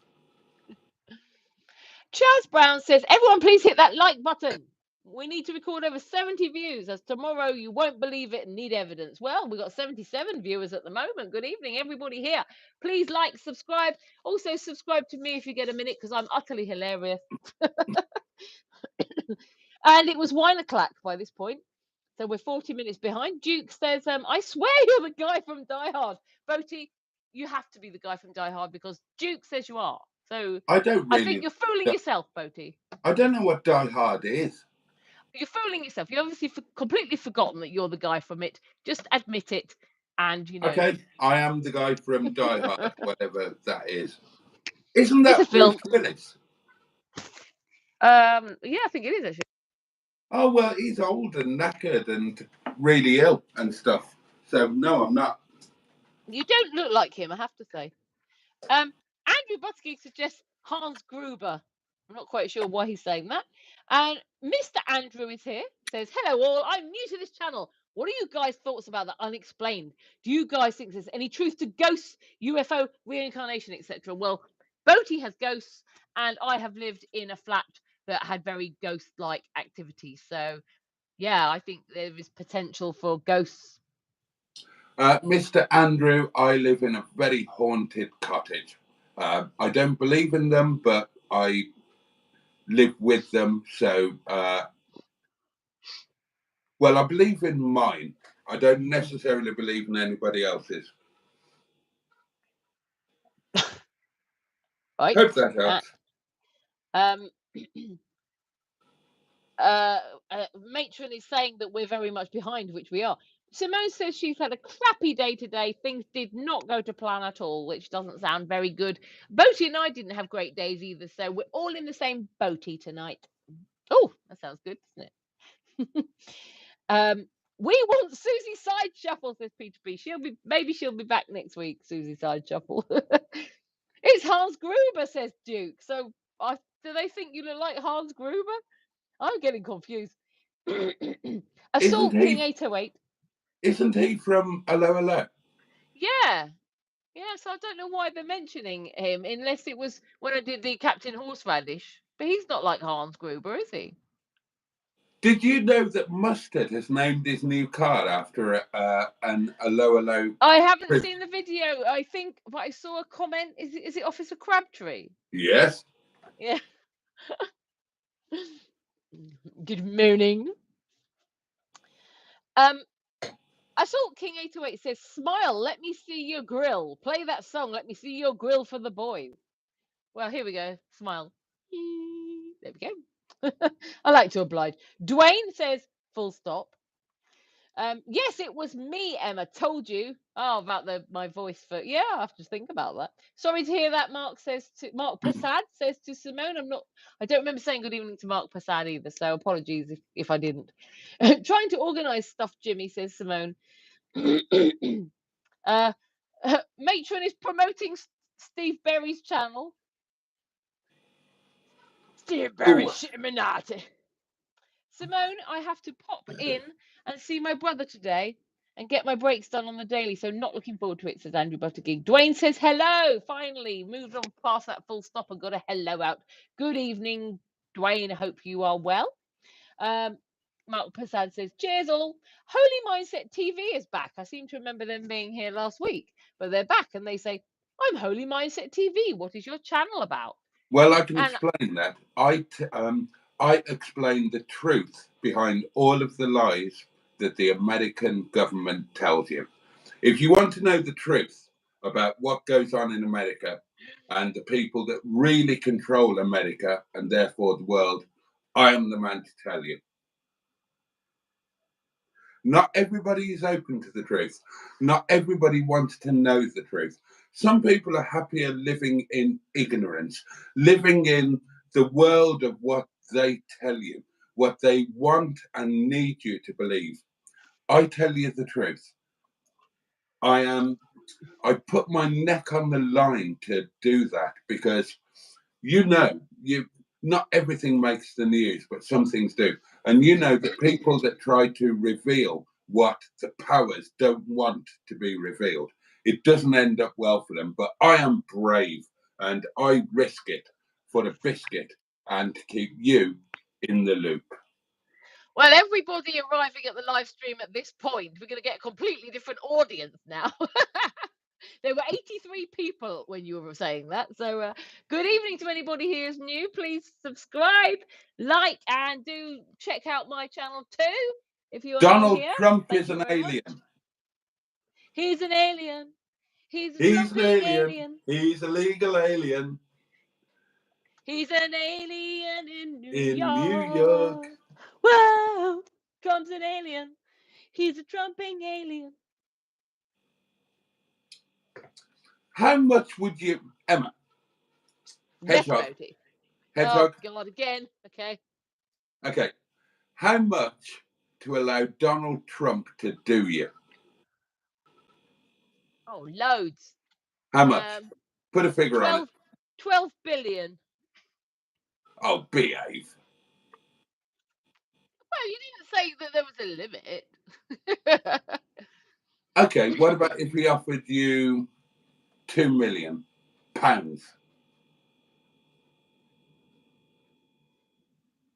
Yeah, right then. Thought so. Hop on, Donald. You don't get to have half of it just for arranging it. It's all mine. No, 10%. 10%. Can we negotiate? 5%. Yeah, okay. I'll take that. What's 5%? What's 5% of 2 million? I'll find out. It's 100,000 quid, isn't it? Have you worked that out? Is that right? Yeah, I'll take that. I'll take 100,000. Yeah, because you didn't have to do anything apart from arrange it. I'm the one who has to be, prodded and poked by the Trump Meister. You might enjoy it. Well, it's been a while, so yeah, maybe.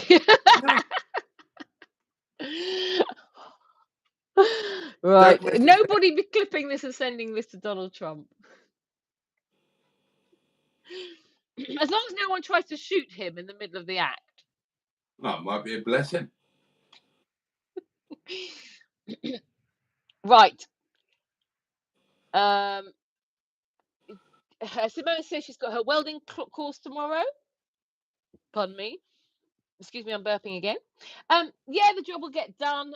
It's the BS that happens every time we are together, says Andrew Buttergeek. I understand that, says Simone. I have a brother who is difficult. Gotta keep burping, excuse me. All sorts about matrons telling Holy Mindset that this is all about your life, Boaty. Jimmy F500 says, oh, that's something to look forward to. You are enjoying it, aren't you, Simone? Peter P is amused that you're having multiple winegasms. Captain Horseradish will be happy. The box sounds full now, says Andrew Buttergeek. It's got to be getting there. Caitlin Pitts says, show me them. What would you like to see, Caitlin Pitts? It sounds like a if lady. I must. Hold on. Oh, come on then, Boaty. No, I'm not doing it. I'm not doing No, it. that's That's so last week, isn't it? That Yeah. tell you what, people who have come tonight expecting to see my or Boaty's bits, it was last week. You missed it, but you can check out that live stream because you know we got pretty naked, didn't we, Boaty? Yeah, we kind of did. I think that was after midnight, so it doesn't count. I'm It not doesn't doing anything count, like no. that before midnight.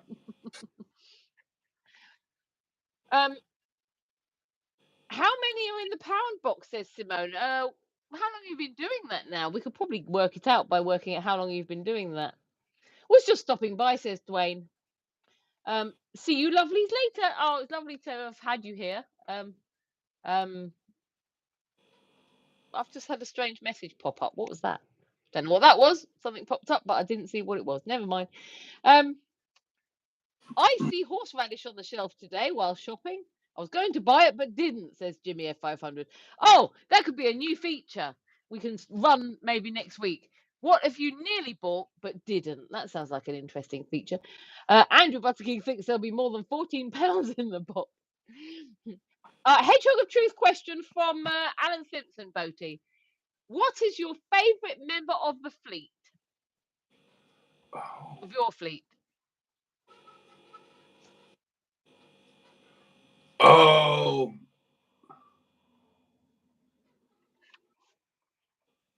Oh, God.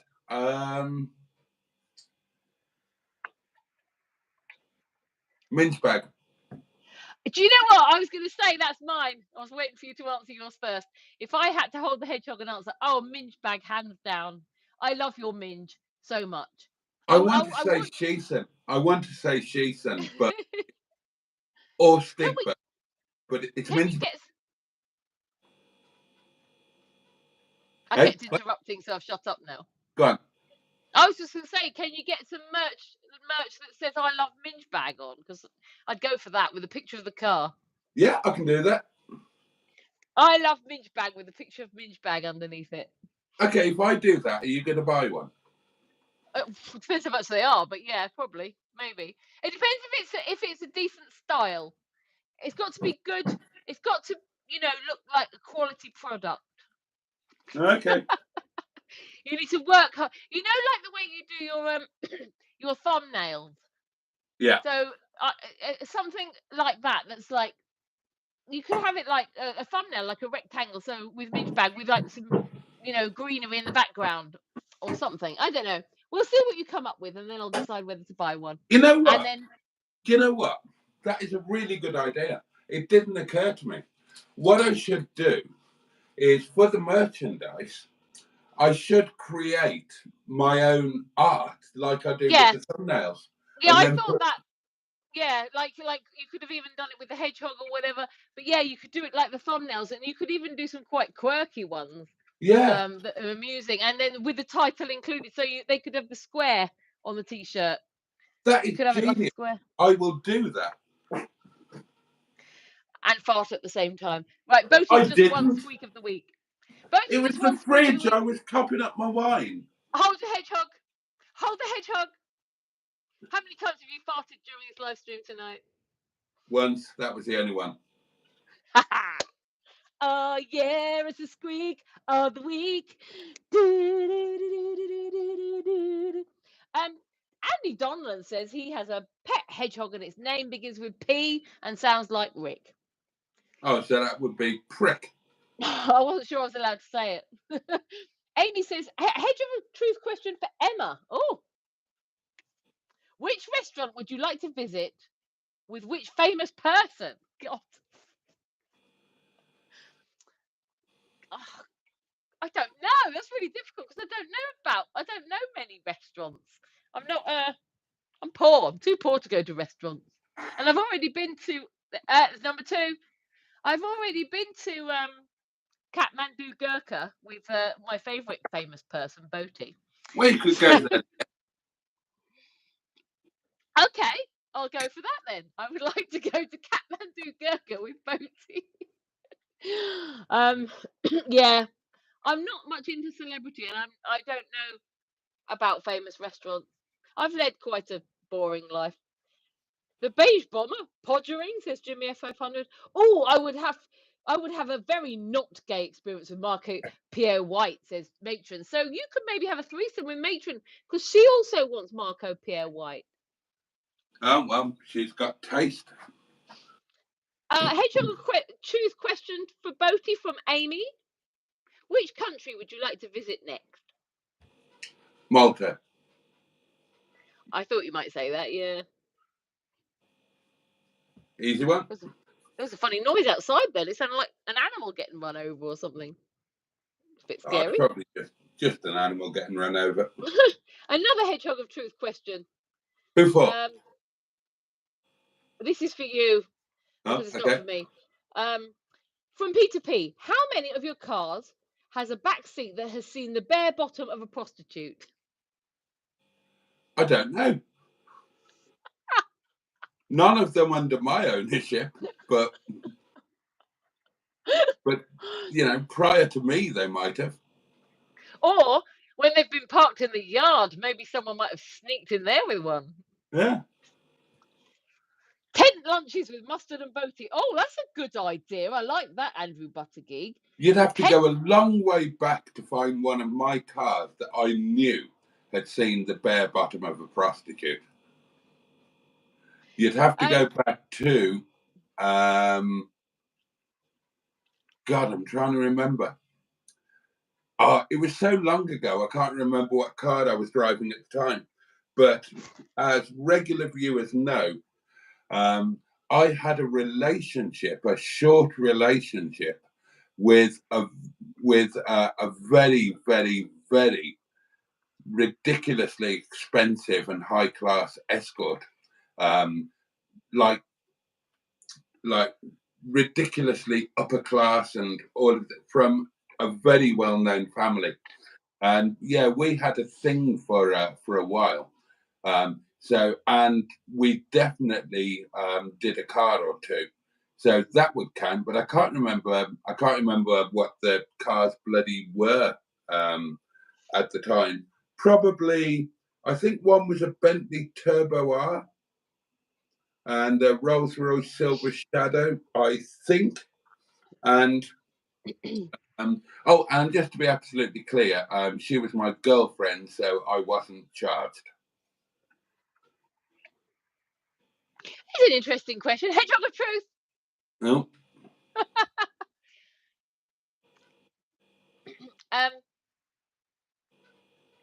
Was podgering with a high-class hooker as good as you would have expected it to be from a high-class hooker, or was it like the same as like a lot of other people that you've podgered? Oh, interesting. You know what I mean? Because a lot of guys would think if they were with a hooker, it's going to be mind-blowing because, you know, that's what industry they're in. But have there been women who haven't been hookers that have been better than the high-class hooker? Yes. And was it how you would have expected it to be with a high-class hooker? No, because it wasn't a high-class hooker experience. She was my girlfriend. So we just had boyfriend, girlfriend. Yeah, I thought that might be the case. It's quite interesting, that, isn't it? Because people assume if their girlfriend is a high-class hooker, then every single time it's going to be incredible. But they forget that actually it's the job a lot of the time. So sometimes they might just fancy, you know. Well, I'll tell you the truth. I'll tell you what I think it is, and I'll keep hold of the Hedgehog. When they're doing their high-class hookering, then they're sort of setting the dynamic, I suppose, and making it into a theatrical experience. When me and I almost said her name, shouldn't do that. When she and we were just in a relationship, we were boyfriend and girlfriend, and I'm a very alpha male type in the bedroom. So the dynamic was very much set by me, and it was it was jolly nice, actually, jolly nice. I suppose. And the really cool thing about her was that her hobby, she was a professional vocalist, but that didn't, you know, she because she came from an incredibly wealthy family, then she wanted things like, she wanted to be spending time on yachts in the south of France. She ate in the best restaurants. She wanted to have an incredible car. And her professional singing didn't really subsidize that to the required level. So what we used to do for fun, because it was when I was with her, I was a pro vocalist at the time. And we used to go and just do karaoke for a laugh. We were both pro vocalists, but we'd go on a night out and have a laugh, have a good old drink, and find a karaoke, and just go mad on the karaoke. It was awesome. I suppose also, when you're doing your high class hookering, you're wanting to impress so that people want to have you back again. I guess. imagine so. So yeah, you'd throw everything into it, wouldn't you? But how long were you seeing her for, out of interest? Oh, it wasn't long. It was about 4 to 5 months, something like that. But she was lovely. She was genuinely a lovely girl. And when she was doing her singing, then she was signed up to the agency that I ended up buying. Yeah, and the first time we went for karaoke together, she sang the James Bond theme, "Nobody Does It Better," and looked at me all the way through, and I found that incredibly erotic. And on our second date, we took her car, but I drove, and she had a brand new Alfa Romeo convertible, and it was the first car that I ever drove with a 6-speed gearbox. And the number plate, and bear in mind that I was wealthy at that time, the number plate on that car was worth more than I had probably earned in my entire life up to that point. Well, there we go. There you go. Nobody says, "Are you guys doing something sinister?" I don't believe we are. I'm definitely not. Boaty might be, but he hasn't told me about it. Matron says she can't wait to be there very soon on a Monday and film the actual truth of a restaurant review. Hopefully Emma will also be there with her camera of actual doings. Yeah, we have a meetup planned quite soon. But unfortunately, due to personal circumstances, I may not be able to attend that, which will be very disappointing. But real life sometimes happens. But we will see. But it's looking unlikely at the moment. But if it doesn't happen, at some point I'll be getting together with you guys. Right, Andrew Buttergeek has a Hedgehog of Truth question for Boaty. Oh, bloody hell. They're coming in thick and fast tonight, aren't they? Right. If you had to sell a body part, which bit and for how much? One of my teeth for tuppence. There we go.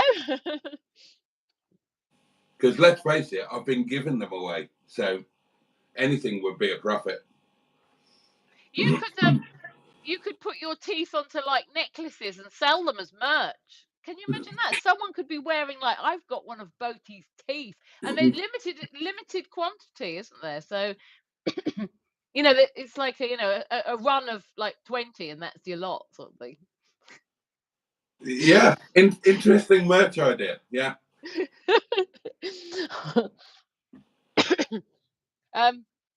Definitely strange cult you have entered When into. they're gone, they're gone.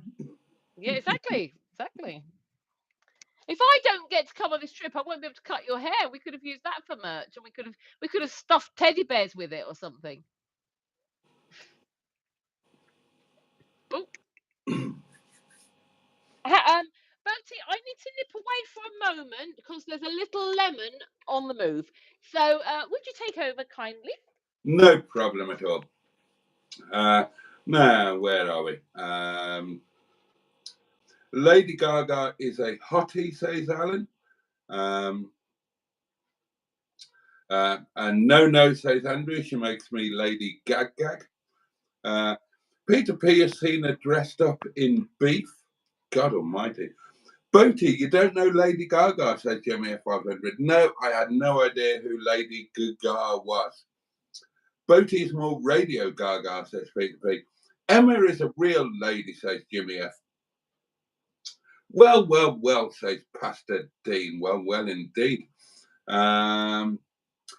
Mark R is sending good vibes from Scotland, and they are very much appreciated, and we send community vibes back at you. Matron says, I really wanted to be male when I was a teen. Later, hated having boobs, etc.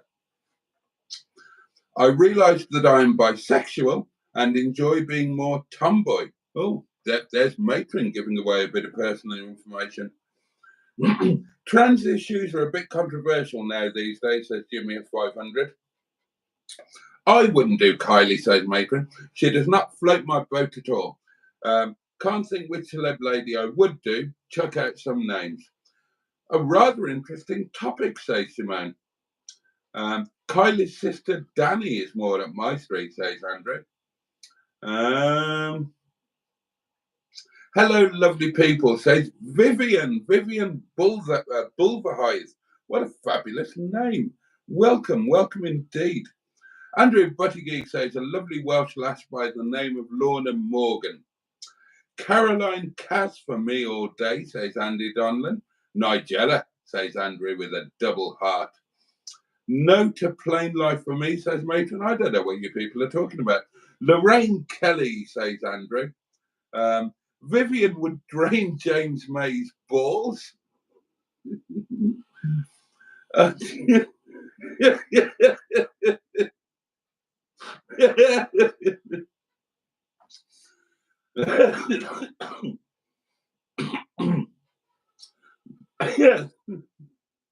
Sorry.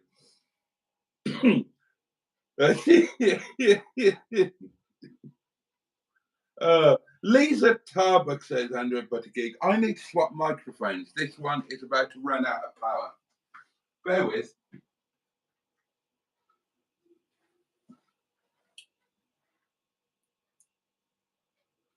There we go.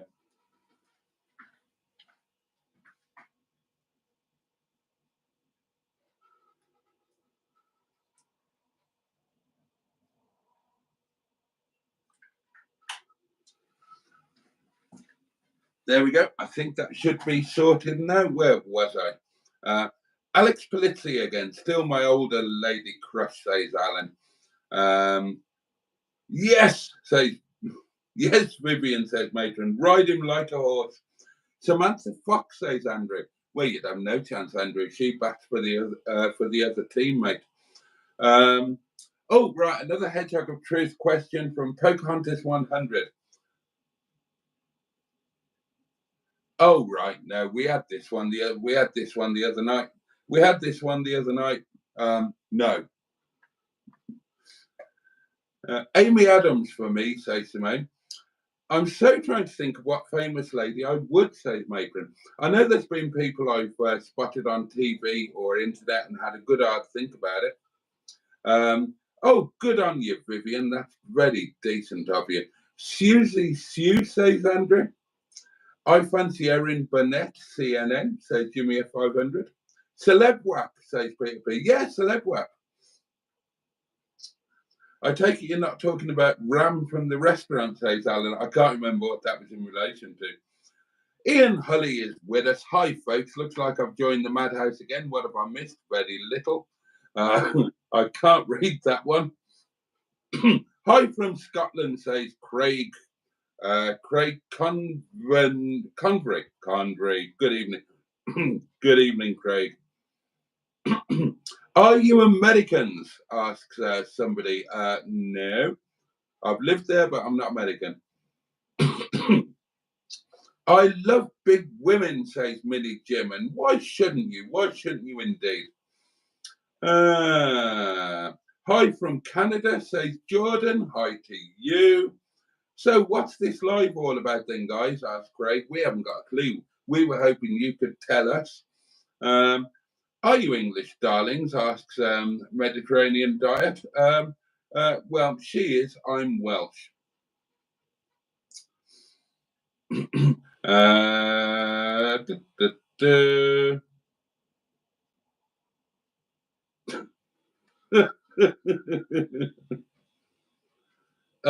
dear, oh dear, oh dear.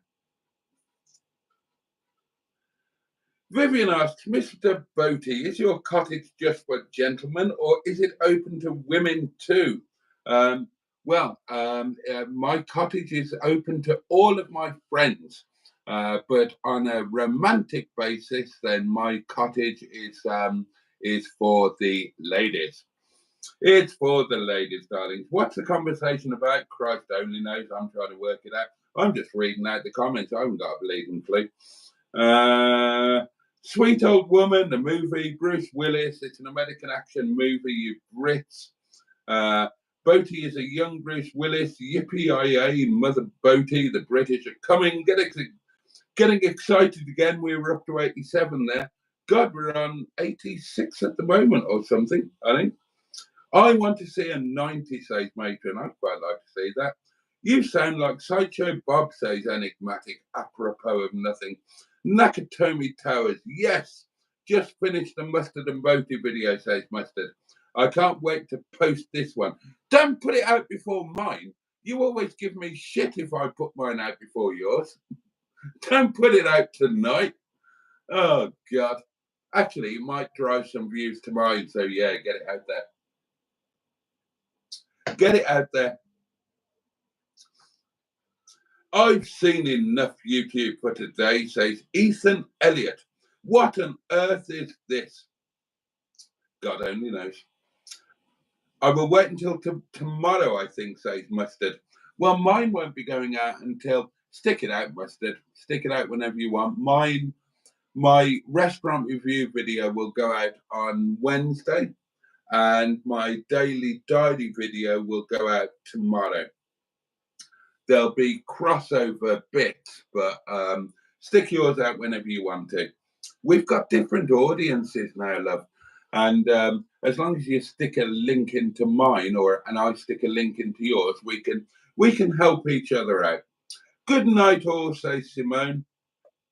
And good night to you, Simone.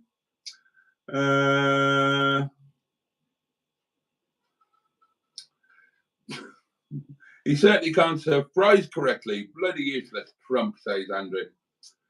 Donald Trump wouldn't be interested, says Neem Diane.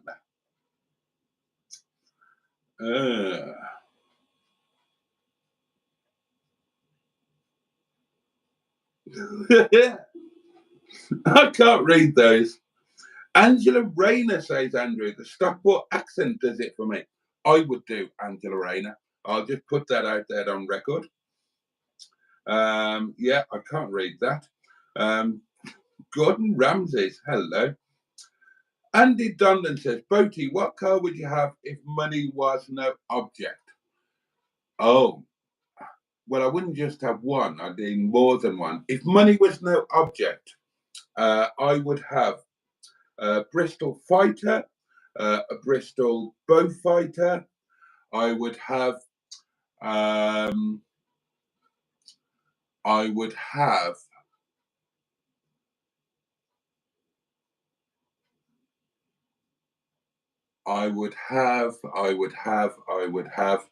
Lamborghini Espada. I had one of those before. I loved it. I would love to have a Lamborghini Espada again. I would have a Ferrari 412 or a very early 365 GT4. I wouldn't mind one of those at all. I'd have a Rover P5B Coupe. I'd have a Rolls-Royce Silver Cloud Series 3, a Rolls-Royce Silver Shadow Series 2 with the Oswald Bailey handling kit on it.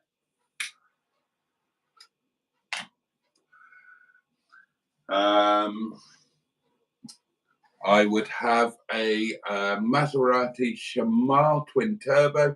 Had one of those before. That was cool. Probably a Ferrari 355. I had one of those. That was really cool. Oh, a Bentley Turbo R. I had loads of those. Those were amazing. Yeah, I couldn't just tie it down to one. If it was just one car, then a Bristol Fighter would be the one. I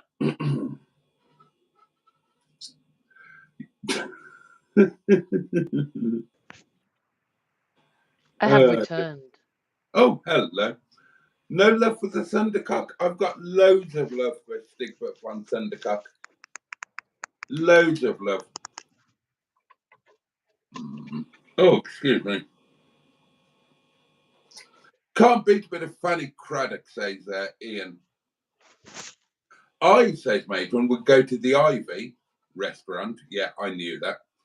With Ricky Gervais and Gary Oldman as a young Dracula, 1992 film. Yeah, can't read that.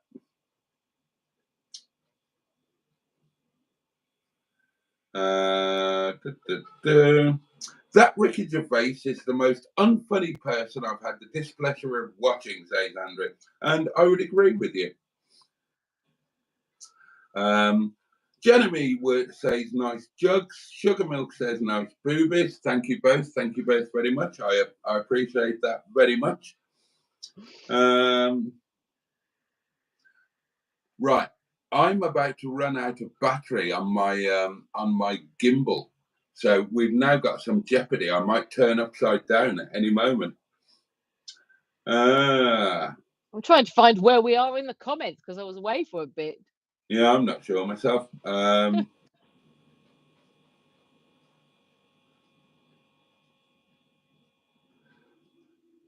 Oh, Boaty, want to go camping?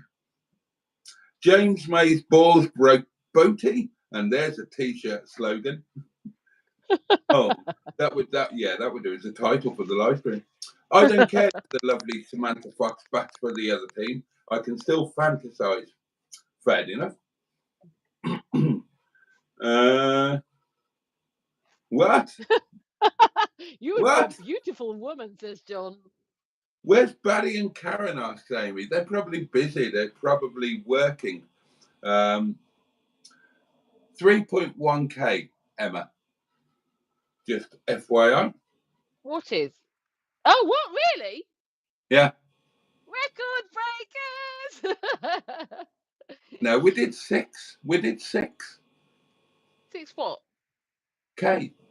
No, we didn't. We did. Not on a live stream. We did. No, we didn't. Did we not? No, last week was our record, and we've just beaten that.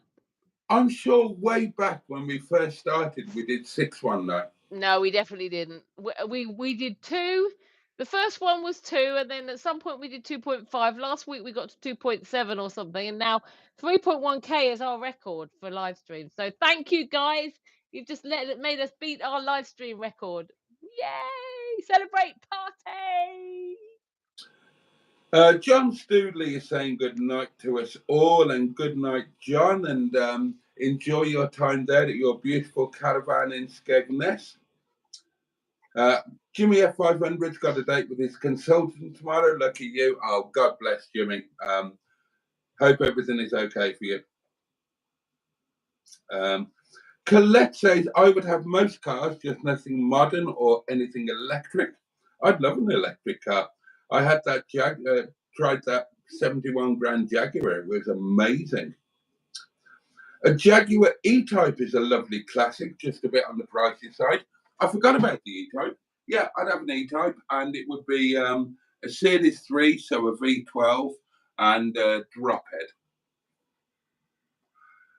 One of the last run.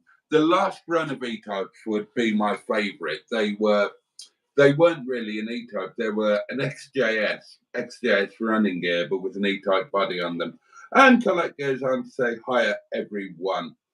I just stick to my Peugeot, says Mustard. Yeah, well, you probably would. It's that leather interior. Everybody sticks to a leather interior when they're... Anyway.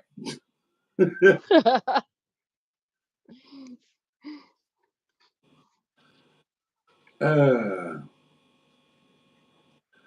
we've caught up with the comments. Mustard thinks Ricky Gervais is brilliant, and well, you need help. Matron loves Ricky Gervais. He's the most. Who I think it was Andrew. The guy is not funny. The guy is hideously unfunny. I think he has a retort to that, doesn't he? He says something about, you know, that's like your problem, not his, or something. Can't remember what his retort is now. 3.2. Oh, yay! Thank you so much to everybody who's watching and watched this live stream tonight. It's very, very exciting. You're watching history in the making here. Boaty and I might continue doing these live streams a little bit longer now. Right, I've had enough. Subscribe to me. Carry on, plug yourself all you like. I'm done. I'm finished for the night. I'm knackered. I just want to eat something and go to bed now. It's that point in the night. Well, we can just do that. I'm not sure where you. What? Oh, there we go. Yeah, you've seen that. Yeah, Matron would like to have dinner with Ricky Gervais. Amy's congratulating us on breaking our record for live stream viewers. Thank you.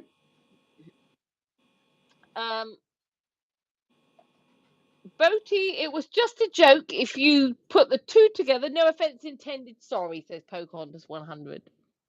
Oh, what was that about? I've got no idea. I'm sure that Boaty's not offended by it, especially as he can't remember what it was. Yeah, Matron says a quick skim of the Monday so far shows 2.7k was the highest so far. Yeah, that was last week. I'm sure there was one. I'm sure there was one where we did 6. I would no. Trust me, I would.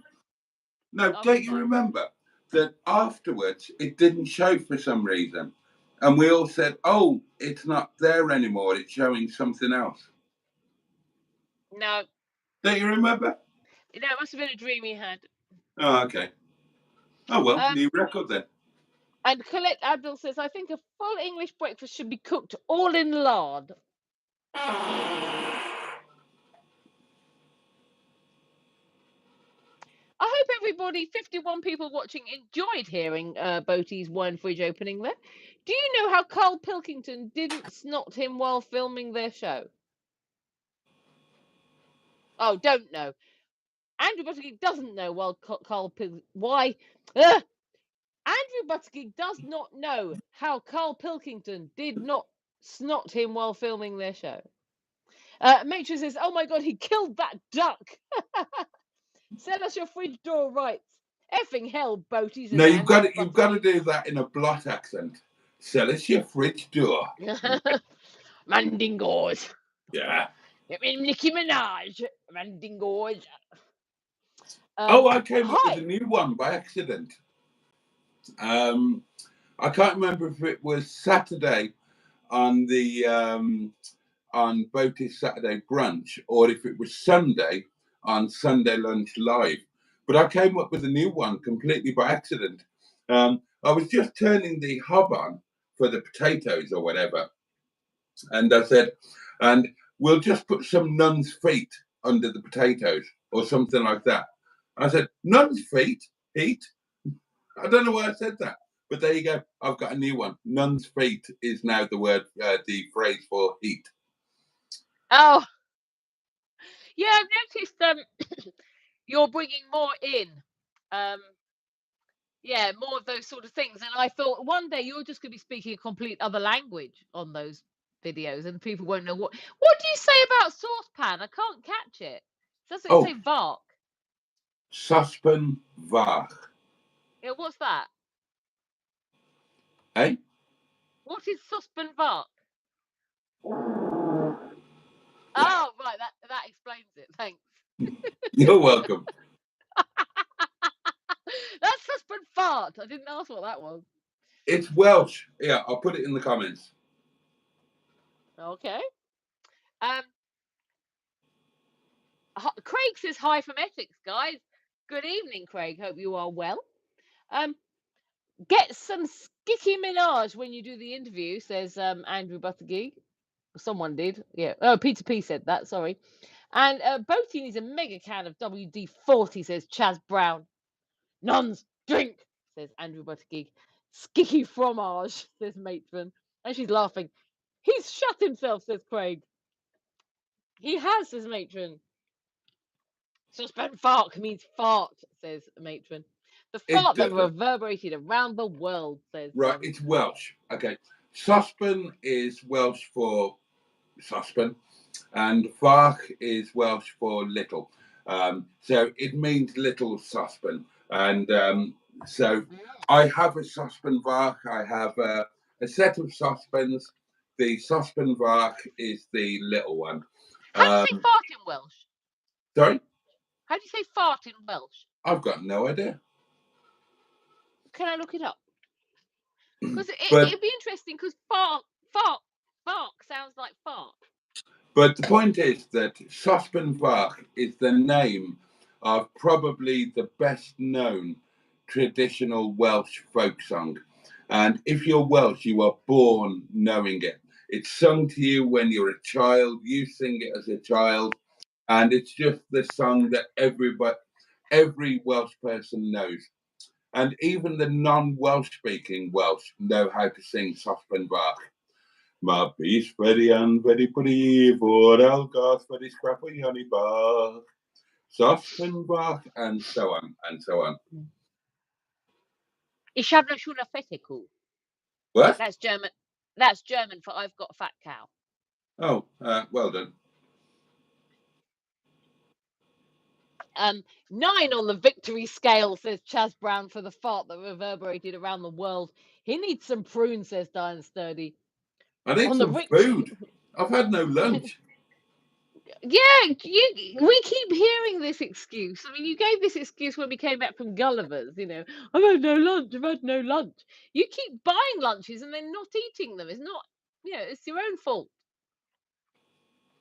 Yeah, well, Gulliver's wasn't my fault. Gulliver's was. Hey? You didn't have to give your food away. I said, don't give it to him. He doesn't really want it. And you were like, no, I'll just sit here and drink my gravy. You can't do. Oh, come on.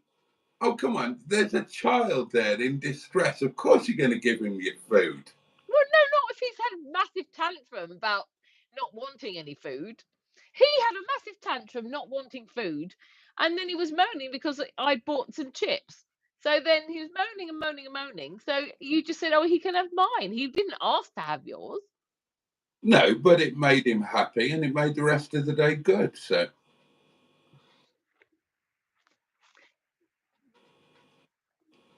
I'm a fat bloke. I can survive without a lunch. One of the benefits of being fat, darlings. And we are harder to kidnap. And you're more bouncy. If you fall over, then you don't hurt yourself. Exactly. Although I fell over once on my bottom and I fractured my tailbone. So, yeah, it doesn't really work out that you don't hurt yourself. I'd blow that candle out if I were you, says Craig, after your smelly old farts. We interrupt this broadcast. 3.3. Ah, yay! We should go on all night, Boaty. I can't go on. I keep telling you I can't go on all night. I know, so the women have told me, yeah. They said that Boaty, he can't go on all night. Not recently. Not within living memory. Right, you've got 4 minutes, darlings, and I don't care if there are 52 of you watching. 54. In 4 minutes' time, we're off. Like, subscribe to me as well. If you want more of this, hit the subscribe button. There are live streams all the time, all sorts of wonderful stuff. You'll love it. Haven't had many subscribers tonight. I've had a few, but we haven't hit 6,700. Never mind. Captain Mustard, I think he's talking about your fart when he says, that's the sausage from David's Chippy. His wind would come out of his ears, says Andrew Buttigieg. Like steam trace, says Andrew Buttigieg. That fart had depth and thickness. You could get a spoon and eat it, says Craig. I like you, Craig. Please stick around. Please subscribe. Come back every night and entertain us with your farty spooniness. Yeah, all of you who are first timers tonight, come and join us tomorrow or any other night. This nonsense happens every night. It's not a one-off. Matron is agreeing, saying, Craig, you fit in very well here. Another fart super, says Andrew Buttergig. Farty super beams are gonna blind me. 3.3k, Matron says in shock. Paul C is here, and he says, hello, good evening. Hello, Paul C. I hope you're well. Can we keep going? I don't want to see my brother, says Andrew Buttergig. Aww. So, guys, Matron says, please like, subscribe, come back tomorrow at 11 p.m. Good night, all. See you somewhere on the internet tomorrow. And hello, Paul. Welcome. Nighty night, you legends. Great live, says Peter P. Diane Studio says, oh, bless Andrew. We'll be thinking of you. And Andrew is saying hi to Paul. So, yeah, hello, Paul. Nice of you to join us at this ungodly hour. We are just finishing off. Boaty is just having a last glass of wine. And, you know, we're just winding down the live stream because Boaty's hungry because he didn't eat any lunch because he was too proud to eat with a wooden fork. No, He said, Falconel. Hang on, fuck off. Wait until you see the video. I tried to eat with that fork. Don't you tell me to fuck off. Well, I tried my hardest to eat with that fork. I genuinely tried. Yeah. I did. Did you try 2 forks or we only allowed 1 fork? Because you could have sort of shredded it with 2 forks. I could have, but you're only allowed 1. Oh dear. And were they proper forks or were they like the chip forks that only have 2 prongs? No, they had they had 4 tines to give them their proper name. Prongs. Honestly, you're so working class. Prongs. Tines, darling, tines. Excuse me, you're the man who uses all different words for all sorts of things, so I'm allowed to say prongs. All right, fair enough. No, I don't say Nicki Minaj for a start, you know. So. There were 4 tines on the fork, but they were really blunt, and it just wouldn't perform. Oh, it's bad when something doesn't perform, isn't it? I was hungry. I genuinely tried my best. I was not willing on a food review to pick up wet salad and chicken in sauce with my hands and shove it into my face. I wasn't willing to do that. Fair enough. I get it. You're doing a restaurant review. Yeah, I do get it. Yeah, but I wouldn't have left the food. But I get that you would give them bad marks, but I wouldn't have left it, especially if you're hungry. Well, what am I going to do? What do you suggest? Well, you could have taken it away and eaten it later. I told you Mustard put it away and took it away to eat later. Oh, here we go. Message is coming in. What's that? Is that a short clip he sent? I don't know. Let's have a look. It's from Mustard, and he sent a clip. This man is intolerable. Boaty and I properly have I can't see what the title is. An argument. Oh, you're going to play it so we can hear it.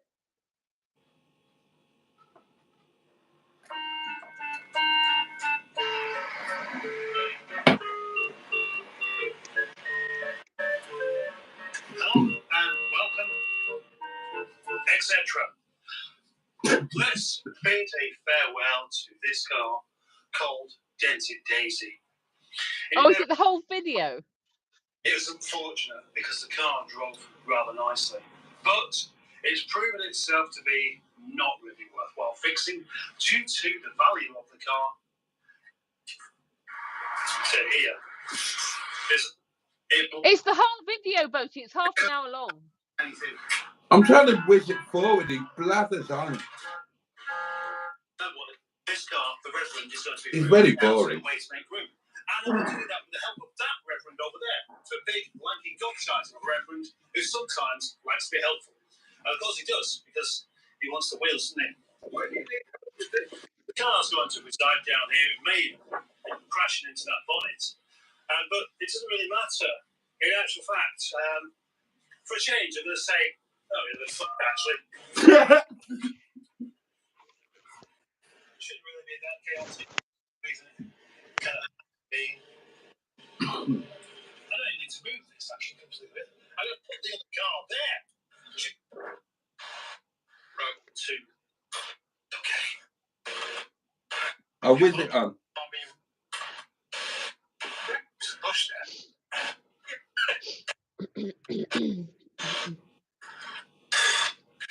Where's the lunch bit? Bloody hell.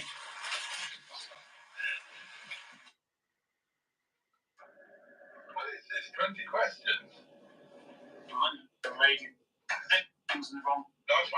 Well, this is fun live stream. I'm enjoying this. Come on, we've got 43 people watching. Let's make it a bit better quality than Oh, hang that. on, here we are. We're in the restaurant. I knew he'd do an overdub on it. Things exist for a reason. And I'm a 53-year-old man. I'm not willing to be put in a position when I'm expected to pay to eat money with my hands and then not even have a simple napkin to clean my hands up. I've gone into a restaurant, I've handed over, well, Mustard has handed over money, and I'm hungry. I've got to go to McDonald's now to get something to eat. It's 5 o'clock in the afternoon. I've not eaten a single thing today. I'm hungry, I'm annoyed. I really need a cigarette as well. Do you know what I reckon? What?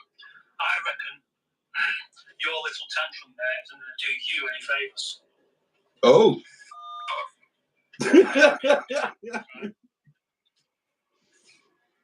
Because it's...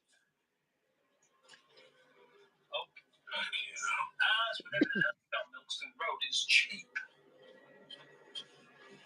Yeah. Eastern Blue happens to be a favourite because it's cheap. And it has cutlery. Yeah, it has cutlery. That's the only thing, that's the only difference, isn't it?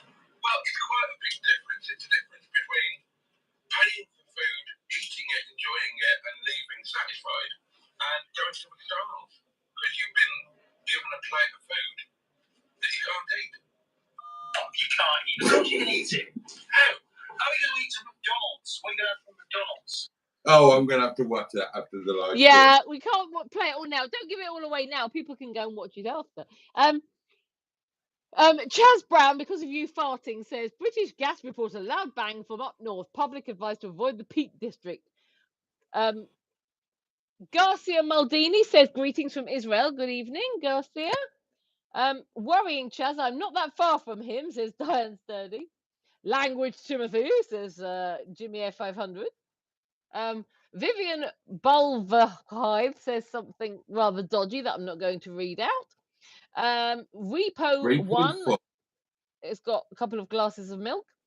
Chaz Brown says, Diane, evacuate while you can. Sympathies. Craig says, tomorrow's live stream, Boaty farts the alphabet. And Garcia says, thank you, Godspeed to you. Andrew Buttigieg said, I thought tines were for garden forks and prongs were for eating forks. Wrong. You've been told, Andrew Buttigieg, you've been told you're in trouble. And Emma, don't set him off again, says Diane Sturdy. Garcia Maldini says, are these two rich English people? Boaty, yeah. are we rich English people? Yeah, well, I'm neither rich nor English, and Emma is English but not rich. So you've got Or one. a person. Yeah. Perhaps Boaty eats with a garden fork, Andrew Buttigieg, says Matron. I would have today. Yeah, I was going to say that. Matron says they are. These are two poor British people, says Matron. That would explain the teeth then, Trey, says Andrew Buttigieg. Or used to turn hay and farming, says Jimmy F500. Garcia, none of us are rich, says Diane Sturdy. No tractors, Jimmy F500, says Andrew Buttigieg. It's like some mad acid trip, says Paul C. Garcia says, thanks, Greenwood. I'm sorry for judging. My bad. Chaz Brown says, Boaty's off his chair. Take cover. Boom. Rich in company and lovely people, but not money, says Diane. Quip Blue says, she looked like my type. Thanks, Quip. Turn it off. I don't want to listen to it without the visuals, says Matron. It's not a problem at all, Garcia, says Matron. Craig says, you should Do drunk karaoke live stream. That would be awesome. Jimmy F500 sends lots of tractors. We want that, Craig, says Matron. Garcia says, English accent sounds so posh. I'm sorry. Well, we have both. Oh, I don't know if you have, Boaty, actually, but I have been told that I sound posh. But, yeah. I don't have the think money I've to go been with told that I sound posh. Maybe You do have a slight, I would say you sound like a posh Brummie. Well, yeah. We moved to Birmingham when I was young, and I went to a very expensive school, and they tried to beat the accent out of me. They beat the Welsh accent out of me because I went to school with a Welsh accent. And then I came out with a Brummie one and a very sore bottom from being beaten on a daily basis. Well, there you go. Paul C says, "Yo, Tripey, I'm a new subscriber. Welcome, Paul C. Thank you for subscribing. There's me. If anybody wants to subscribe to me, sorry, I'll keep plugging myself. You know, I need subscribers. I need food and bed. Can we? I'm Emma Lemon with 2 N's. Yeah. Food, bed. Oh, there's an offer I can't refuse. Why don't you ever say that when I'm at your house, Boaty?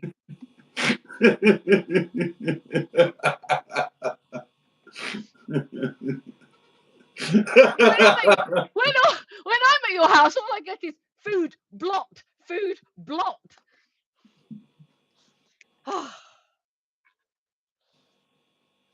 I'll get you one day. You mark my words. I'll get you one of these days. Jimmy F500 says, "Leave it for the vids, lads." Matron says, "Oh, they are both quite posh, Garcia, but it doesn't mean they have money." Yeah, don't get any ideas about marrying either of us. You know, you won't get any money out of it. Oh, shit, says Andrew Buttigieg. I'm not quite sure why, but he said that. I'm from England, says Paul C. That's nice, so are we. Oh, I think Boaty assumed a fart position, but then the sound cut out, says Matron. 3.5. I'm so excited! And I just can't hide it. I'm about to take my clothes off and I don't think you'll like it. Maybe not this week. Where Bunny says, "You two have been on a long time." We have.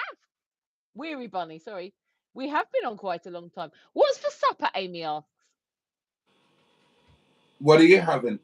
I'm going to bed. I've had my food today. You never guess what I had to eat. Noodles. You must be psychic. How did you manage to guess that? Nailed it. But you and I know, because of our private conversation, that really means you had a microwave curry. No, it doesn't. Don't give away all our secrets, Boaty. No, I genuinely did have noodles today. I might have noodles tonight. I'm not in the. I forgot to defrost the rice for staff curry. I haven't defrosted anything. I might have noodles. Nice and quick and easy. Exactly, just like me. You're not easy. I'm quick. That's the worst. If they're difficult to get hold of, and when you finally get hold of them, they're quick. Yeah. Aviation Fiends has got cloths that are coming off. What? Who has? His or her cloths are coming off. Oh. Well, I was looking at the message that has been held for review from Vivian, who says, "Come on, do something interesting." And then they want you to get something out and squeeze them. I'm up for that. Craig says, "You guys are very well spoken." Thank you very much, Craig. Oh, my God. No.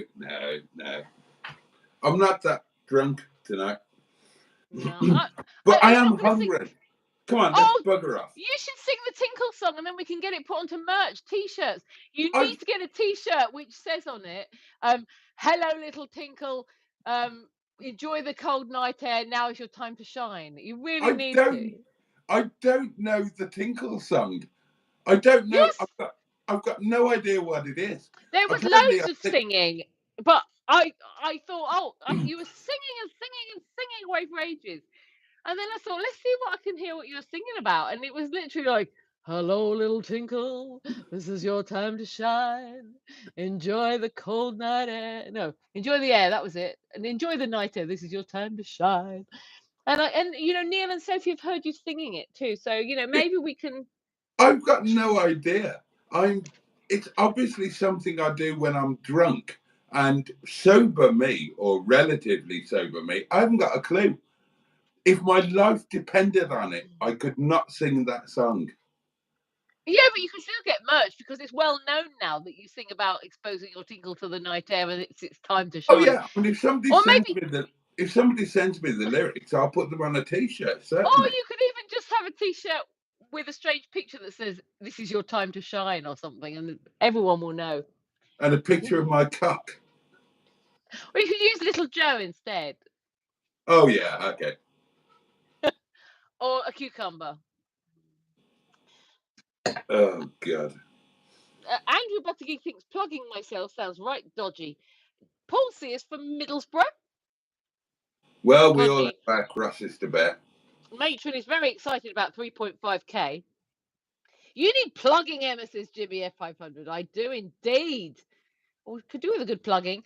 It's my YouTube channel, guys. Emma Lemon with 2 N's. Go and subscribe to me. Look, we've had like loads and loads of viewers tonight, so I'm determined to get some subscribers out of it. Nearly as long as a Cure concert, says Andrew Buttigieg. Clothes need to come off next week, says Matron.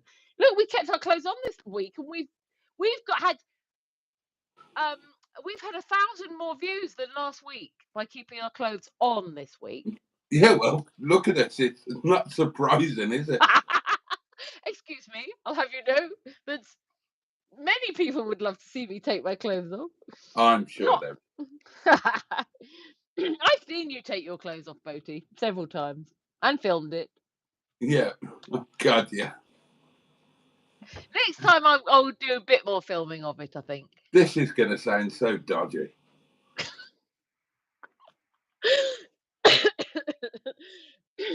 I just thought it was funny when I was filming Candid now, and you're like, well, it's 3 o'clock in the morning.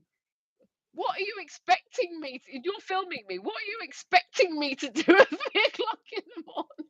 3 o'clock in the morning, I'm knackered. I'm half drunk, at least half drunk, maybe 3/4. She's in my bedroom filming me. What am I going to do? I'm going to get my kids to get into bed. I have never stood in a man's bedroom before when he said to me, well, what do you expect me to do at 3 o'clock in the morning? That's never happened to me before. That's the first. So I had to film it. There you go. There you go. And when I'm famous, you can sell that to the newspapers. I can indeed. And when you're on This Is Your Life, we'll wheel that one out. In fact, at your next wedding, I'm going to bring that out and put it on your, on the screen. My next wedding, I've only had one. Yeah, but you've had thousands of engagements. I have, yeah. Hedgehog of Truth, how many engagements have you ever had? Oh, you can work it out. Hang on. Donna. Oh, God. Donna, Sasha. Might be him, wild guys. There's not that many. Donna, Sasha. Oh, fucking hell. It's quite late at night. Who was next? Roughly then. We don't need to have an exact number then. Donna, Sasha. I'll have to go through them not in chronological order. Layun, Ling Lee, Lisa, Maggie, Boo, Chinese Madam. I'm missing a couple. Bernard, or Bernard you didn't actually get engaged to, no? No, I proposed. She always said no. Well, no, she never said no. She just pretended I hadn't asked. I don't Okay. know, but 8 or 9, 8 times. Oh, okay, well, that's not as many as I thought it was going to be, actually. Oh, hang on, Carol Ann, 9. Oh, yeah. What about Captain Mustard? No, we have never been engaged. Mostly what with him being already married and a man. I like the way that the already married bit came first. Oh, 3.6. Woohoo! Oh, can I go and get something to eat and go to bed now, please? Yeah, I'll run through the comments and then I'll let you go. I'll allow it. Okay. Amy says, thank you for the entertainment. Nicker Jones, was deleted, so we won't read that. The real fight starts now. Got excited when you were undoing your trousers. Diane Sturdy says, oh, Gideon, we could be removed. Too many danglers. Don't put your dangler in the curry. Oh, that was the Slanted No song, wasn't it? Another t-shirt slogan there. I have songs for every day and every occasion. Don't put Seriously, dangler in the curry. I know. Hang out with me, you guys. I'm good fun. Take small children by the hand. Yes. Don't put your dangler in the curry. Maybe tomorrow our wireless settle down. Maybe tomorrow you'll I'll wear a dressing gown. It's memorable. It's what makes memories. Yeah. I remember that. I remember the Gulliver's Kingdom thing. I remember that.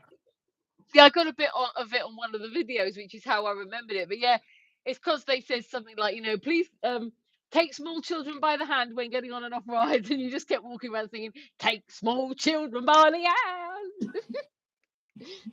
hand. Tinkle, tinkle, little star. Emma loves to take off her bra, says Craig. Top Boy says, I just subscribed from the UK. How are you? Good evening, Top Boy. Welcome. Thank you for subscribing. Please consider subscribing to me too. I haven't stopped plugging myself throughout this live stream, have I? Nice, quick and easy. Diane, pardon? Hey? I didn't hear what you said. You are entitled. Yeah, well, I need to get my subscriber count up, and one of the reasons I do these live streams is for exposure, for exposing myself. I like to expose myself. Exactly. Yeah, we've noticed.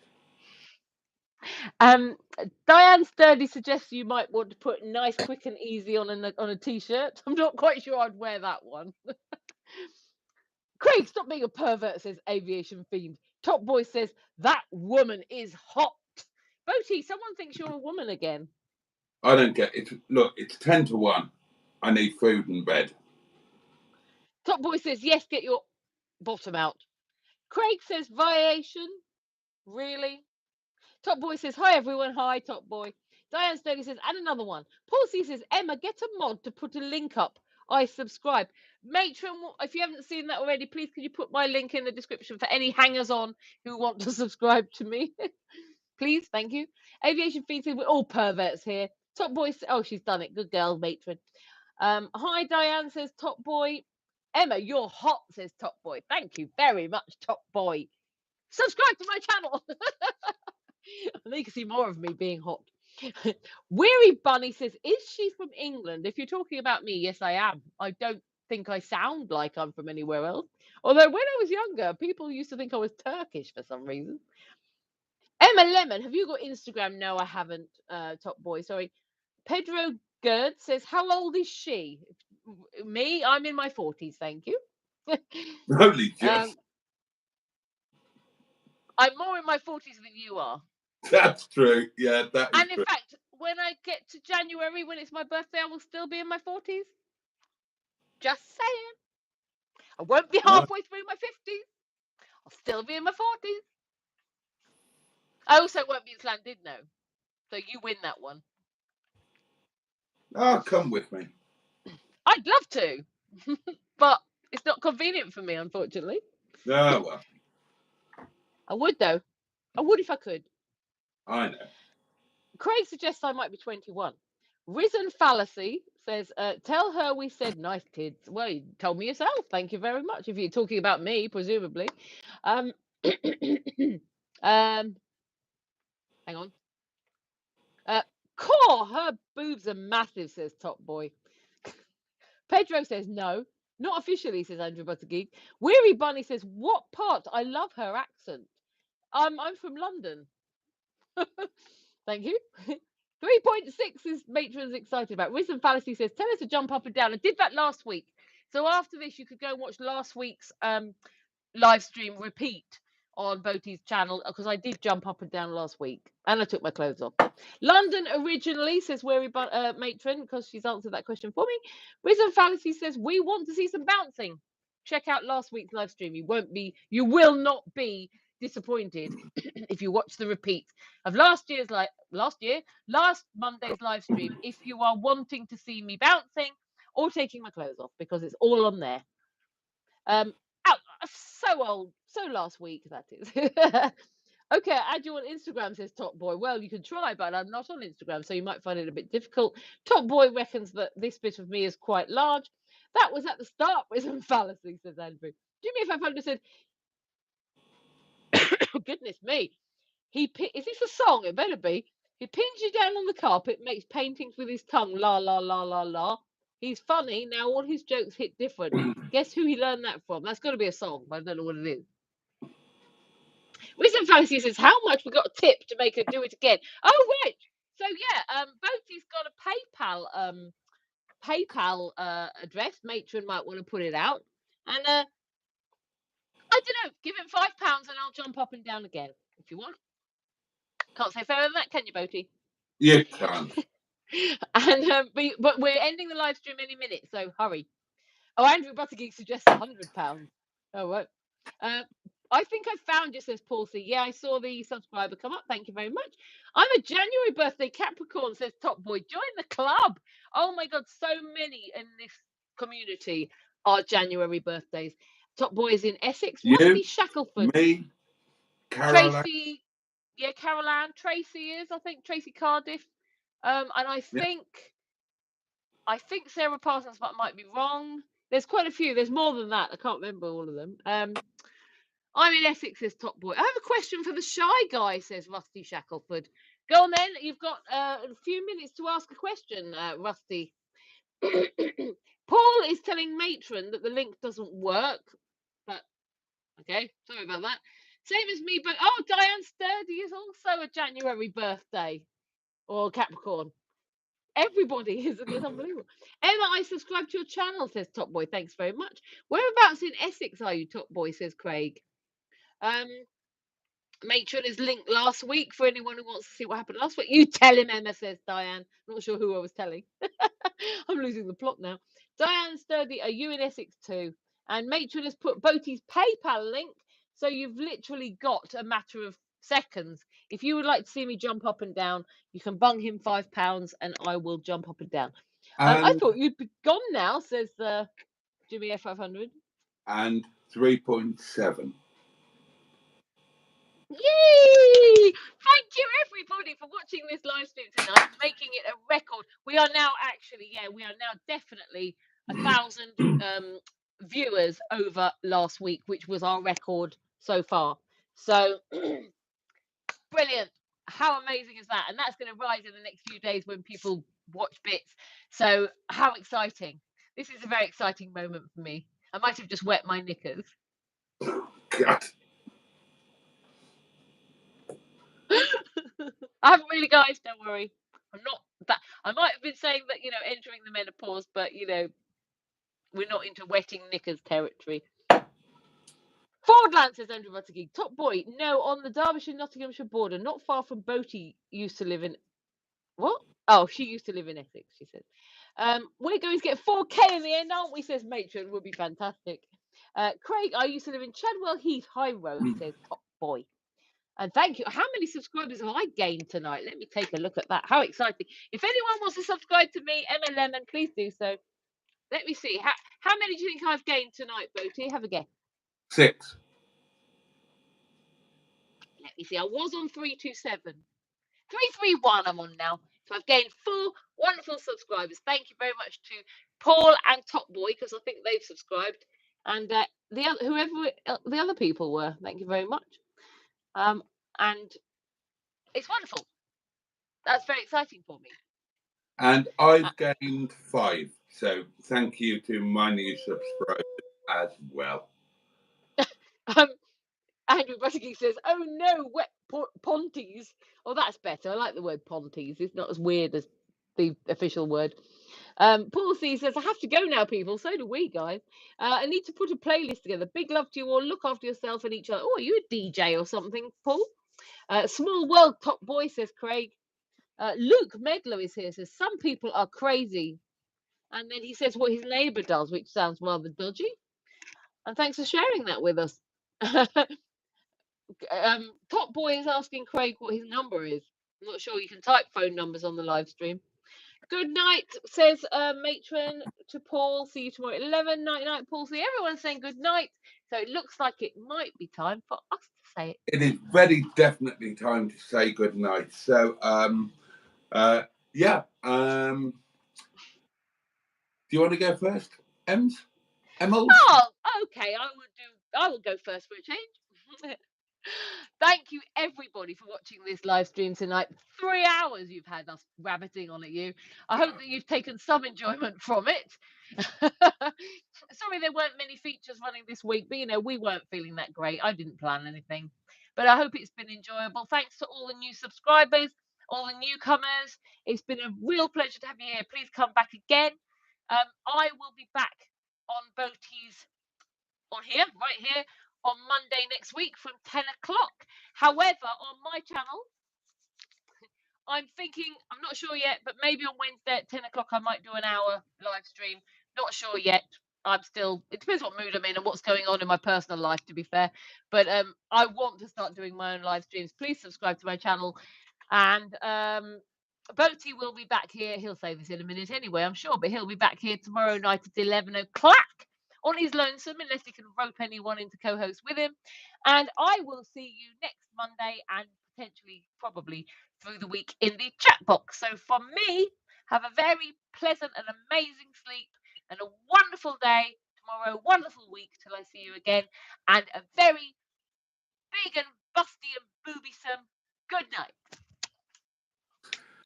And from me, it is a massive thank you to all of you who have tuned in tonight. Thank you for your support. Welcome to the new people. Many thanks to Inner Scrotum and our regulars for your ongoing support. It means the world to us both. And Emma and I will be back a week today on Monday night. I do nightly lives. I'll be back tomorrow, 11 o'clock. We both have videos coming out every now and then that you might want to have a look at, but that's neither here nor there, really. It's awfully late. So, on that note, may we both wish you all a safe and peaceful night, and may we wish you all a great day ahead. Have the best day that you can. Take a little bit of joy anywhere and everywhere that you can. And above all, take really good care of yourselves. And if you're lucky and you have people who love you or who you love, take really good care of them too. And much love from us both. And thank you again. The candle will be relit tomorrow. 11 o'clock. Yeah, M11. Subscribe. You know you need to. And on that note, Pachoo and indeed. Bosh! Oh, yeah. Bye, guys.